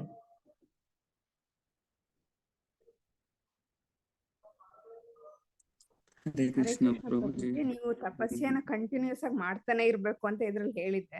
ಆದ್ರೆ ನಾವು ಇದ್ರಲ್ಲಿ ಈ ಪ್ರಪಂಚದಲ್ಲಿ ಇರೋದ್ರಿಂದ ನಾವು 10 ದಿವಸ 1 ತಿಂಗಳು ಮಾಡ್ತೀವಿ ಅನ್ಕೊಳ್ಳಿ, ಅವಾಗ ಒಂದಿನಾರು ಯಾವತ್ತಾರು ಒಂದಿನ ಏನೋ ಸೋಮಾರಿತನೋ ಏನೋ ಒಂದಿದ್ರಿಂದ ಮಾಡಕ್ ಆಗೋದಿಲ್ಲ. ಅವಾಗ ಇದಕ್ಕೆ ಏನ್ ಮಾಡ್ಬೇಕು ಪ್ರಭು, ಕಂಟಿನ್ಯೂಸ್ ಆಗಿ ಇದನ್ನ ಮಾಡಕ್ಕೆ? ಅದಕ್ಕೇನ್ ಮಾಡ್ಬೇಕಂದ್ರೆ, ಯಾರಲ್ಲಿ ಉತ್ಸಾಹ ಇದೆ ಅವ್ರ ಸಂಘವನ್ನು ಪಡ್ಕೋಬೇಕು. ನೀವು ಎಷ್ಟು ಉತ್ಸಾಹ ಇರುವಂತ ಅವರ ಸಂಘವನ್ನು ಪಡ್ಕೊಳ್ತೀರಾ, ಅಷ್ಟು ನಿಮ್ಗೆ ಜಾಸ್ತಿ ಉತ್ಸಾಹದಿಂದ ಸೇವೆ ಮಾಡ್ಲಿಕ್ಕಾಗತ್ತೆ. ನಾವು ಸ್ವತಂತ್ರವಾಗಿ ಮಾಡ್ಲಿಕ್ಕಾಗಲ್ಲ. ಅದಕ್ಕೆ ನಾವು ದೇವಸ್ಥಾನವನ್ನು ಮಾಡಿದ್ದೇವೆ, ಯಾಕಂದ್ರೆ ಎಲ್ಲಾ ಭಕ್ತರು ದೇವಸ್ಥಾನಕ್ಕೆ ಬರ್ಲಿ, ದಿನ ಮಂಗಳಾರತಿ ಪಾಲ್ಗೊಳ್ಳಿ ಮಂಗಳಾರತಿಯಲ್ಲಿ ಅಂತ. ಯಾಕಂದ್ರೆ ಆ ಸಂಘದಲ್ಲಿ ನಮ್ಗೆ ಶಕ್ತಿ ಬರುತ್ತೆ. ಹೌದು, ನಾವು ಸ್ವತಂತ್ರವಾಗಿದ್ರೆ ಒಂದೊಂದ್ ಸರ್ತಿ ಏನಾಗುತ್ತೆ, ಮೇಲಾಗುತ್ತೆ, ಒಂದೊಂದ್ಸರಿ ಕೆಳಗಡೆ ಆಗುತ್ತೆ. ಆ ಕೆಳಗಡೆ ಆದಾಗ ಬೇಗ ಹೇಳಿ ಅಂತ ಹೇಳೋರು ಯಾರಿರಲ್ಲ ನಮ್ಗೆ. ಅದೇ ಭಕ್ತರ ಸಂಘದಲ್ಲಿ ಏನಾಗುತ್ತೆ, ಈಗ ನೋಡಿ ನಮ್ಮ ಇಸ್ಕಾನ್ ದೇವಸ್ಥಾನಗಳಲ್ಲಿ ಬ್ರಹ್ಮಚಾರಿಗಳಿರ್ತಾರೆ, ಅವ್ರಿಗೇನು ಇಷ್ಟು ಕಷ್ಟ ಆಗಲ್ಲ. ಅವ್ರಿಗೂ ಕಷ್ಟ ಇರುತ್ತೆ, ಆದ್ರೆ ಇಷ್ಟು ಕಷ್ಟ ನಮ್ಮ ಗೃಹಸ್ಥರ ತರ ಕಷ್ಟ ಆಗಲ್ಲ. ಯಾಕಂದ್ರೆ ವಾತಾವರಣ ಹಂಗಿರುತ್ತೆ. ವಾತಾವರಣ ಬೆಳಿಗ್ಗೆ 3:30 ಆಯ್ತು 4 ಆಯ್ತು ಅಂದ್ರೆ ಎಲ್ಲರೂ ಏಳ್ಲೇಬೇಕು, ಎದ್ದು ಸ್ನಾನ ಮಾಡ್ಲೇಬೇಕು, ಮಾಡಿ ದೇವಸ್ಥಾನಕ್ಕೆ ಬರ್ಲೇಬೇಕು. ಆ ವಾತಾವರಣದಲ್ಲಿ ಅದಾಗಿ ಉತ್ಸಾಹ ಬರುತ್ತೆ. ಗೃಹಸ್ಥಾಶ್ರಮದಲ್ಲಿ ಕಷ್ಟ, ಯಾಕಂದ್ರೆ ನಾವು ಒಂದಿನ ಹೇಳಲಿಲ್ಲ ಅಂದ್ರೆ ಯಾಕೆ ಹೇಳಲಿಲ್ಲ ಅಂತ ಕೇಳೋ ಅಂತ ಜನ ಇರಲ್ಲ ನಮ್ಮ ಜೀವನದಲ್ಲಿ. ಅದಕ್ಕೆ ನಮ್ಮ ಭಕ್ತರು ಎಲ್ಲರೂ ಒಂದು ಪರಿವಾರ ಮಾಡಿ ಒಂದು ಕಮ್ಯುನಿಟಿ ಮಾಡಿ ಸಂಘದಲ್ಲಿ ಇದ್ರೆ ಆತರ ಸಮಸ್ಯೆ ಇರಲ್ಲ.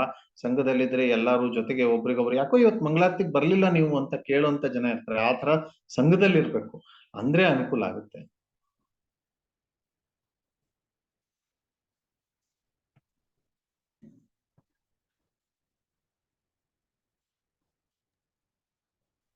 ಹರೇ ಕೃಷ್ಣ ಪ್ರಭು. ಹಾ ಪ್ರಭು. ಪ್ರಭು ಇವತ್ತಿಂದು ಜಸ್ಟ್ 2 ಲೈನ್ ವಾಪಸ್ ರಿಪೀಟ್ ಮಾಡ್ಲಿಕ್ಕೆ ಇಷ್ಟಪಡ್ತೀನಿ. Main important points.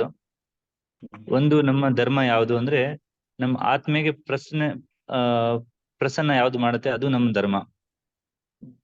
ಮತ್ತು ಇನ್ನೊಂದು, ಭಗವಂತ ಭಗವಂತ ನಮ್ಗೆ ಶ್ವಾಸ, ನೀರು, ಆಹಾರ, ಜೀರ್ಣ ಮಾಡಂತ ಶಕ್ತಿ, ಕಣ್ಣು, ಈ ಗಾಳಿ ಕೊಡುವಂತ ಭಗವಂತನಿಗೆ ನಾವು ಏನೇ ಅಪೇಕ್ಷೆ ಇಲ್ಲದೆ ಸೇವೆ ಮಾಡ್ತೀವಲ್ಲ, ಅದು ನಮ್ಮ ಪರಮ ಧರ್ಮ. ಎಸ್ ಪ್ರಭು. ಸೊ ಒಂದು ಧರ್ಮದ ಬಗ್ಗೆ ನಮ್ಗೆ ಅರ್ಥ ಆಯ್ತು. ಅಂದ್ರೆ ಯಾವ್ದು ಆತ್ಮಗೆ ತೃಪ್ತಿ ಕೊಡುತ್ತೆ ಅದೇ ನಮ್ ಧರ್ಮ. ತುಂಬಾ ಚೆನ್ನಾಗಿ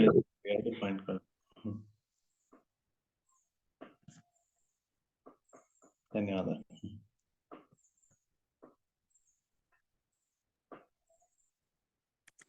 ಹರೇ ಕೃಷ್ಣ ಪ್ರಭುಜಿ, ಧನ್ಯವಾದ ಪ್ರಭುಜಿ. ತುಂಬಾ ಚೆನ್ನಾಗಿ ಹೇಳಿದ್ರೆ. ಅಹೈತುಕಿ ಅಪ್ರಹಿತ ಹಿತ ಹೇ ಆತ್ಮ ಸುಪ್ರಸಿದ್ಧತಿ. ಎಲ್ಲರೂ ಸೇವೆ ಅಹೈತುಕಿ ಅಪ್ರಹಿತ ಹಿತ ಮಾಡಬೇಕು, ಅದಕ್ಕೆ ಪ್ರಯತ್ನ ಪಡಬೇಕು ಪ್ರಭುಜಿ. ಎಸ್ ಪ್ರಭು. ನೀವೇ ಹೋಸ್ಟ್ ಆಗಿದ್ದೀರಾ ಪ್ರಭು. ಎಲ್ಲ ಪ್ರಶ್ನೆ ಇಲ್ಲ ಅಂದ್ರೆ ನಾವೇನ್ ಮಾಡ್ಬೋದು? ಹಾ ಪ್ರಭು, ನಾವು ಪ್ರತಿದಿನ ಬೆಳಿಗ್ಗೆ ದೇವಸ್ಥಾನದಲ್ಲಿ ಮಂಗಳಾರತಿ ಮಾಡ್ತಾ ಇದ್ದೇವೆ. ಎಲ್ಲರೂ ದೇವಸ್ಥಾನಕ್ಕೆ ದಯವಿಟ್ಟು ಬಂದು ಮಂಗಳಾರತಿ ಪಾಲ್ಗೊಳ್ಳಿ. ತುಂಬಾ ಚೆನ್ನಾಗಿರುತ್ತೆ. ಭಕ್ತರ ಸಂಘದಲ್ಲಿ ಉತ್ಸಾಹ ಇರುತ್ತೆ, ತುಂಬಾ ಚೆನ್ನಾಗಿರುತ್ತೆ. ಇಲ್ಲೂ ಕೂಡ ಮಂಗಳಾರತಿ ಒಂದ್ ಸ್ವಲ್ಪ ಸಂಖ್ಯೆ ಕಡಿಮೆ ಆಗ್ತಾ ಇದೆ, ಆಗ್ಬಾರ್ದು. ಇಲ್ಲೇ ತುಂಬಾ ಸುಲಭ, ಇಲ್ಲಿ ತಪಸ್ಸೆ ತುಂಬಾ ಕಡಿಮೆ. ನಾವು ಅಲಾರ್ಮ್ ಆಗುತ್ತೆ, ಹಾಸಿಗೆಯಿಂದ ಎದ್ದು ಯಾರು ಕ್ಯಾಮೆರಾ ಆನ್ ಮಾಡೋ ಅವಶ್ಯಕತೆ ಯಾರು ಕೇಳ್ತಾ ಇಲ್ಲ, ಯಾರು ಪ್ರಭುಜಿ ಕ್ಯಾಮೆರಾ ಆನ್ ಮಾಡ್ತಾ ಇಲ್ಲ ಅಂತ. ಮಾಡಿದ್ದು ಒಳ್ಳೇದು. ಎಲ್ಲರೂ ದೇವಸ್ಥಾನಕ್ಕೆ ಬರ್ಲಿಕ್ಕೆ ಆಗ್ತಾ ಇಲ್ಲ ಅಂದ್ರೆ ಕನಿಷ್ಠವಾಗಿ ಮನೆಯಲ್ಲಿ ಸ್ನಾನ ಮಾಡ್ಕೊಂಡು ಕ್ಯಾಮೆರಾ ಆನ್ ಮಾಡ್ಕೊಂಡು ಮಂಗಳಾರತಿ ಕುತ್ಕೊಂಡಿದ್ದು ಒಳ್ಳೇದು. ಅದೇ ಮಾಡೋದು ಶ್ರೇಷ್ಠ. ಆದ್ರೆ ಇಲ್ಲಿ ತುಂಬಾ ತಪಸ್ಸೆ ಕಮ್ಮಿ. ಅಲಾರ್ಮ್ ಆದ ತಕ್ಷಣ ನಾವು ಜೂಮಿಗೆ ಕನೆಕ್ಟ್ ಮಾಡಿ ಎಲ್ಲರೂ ಇಲ್ಲಿ ಕೇಳ್ಬೋದು. ಬೇಕಾದ್ರೆ ರೆಕಾರ್ಡಿಂಗ್ ಆಫ್ ಮಾಡ್ಬೋದು.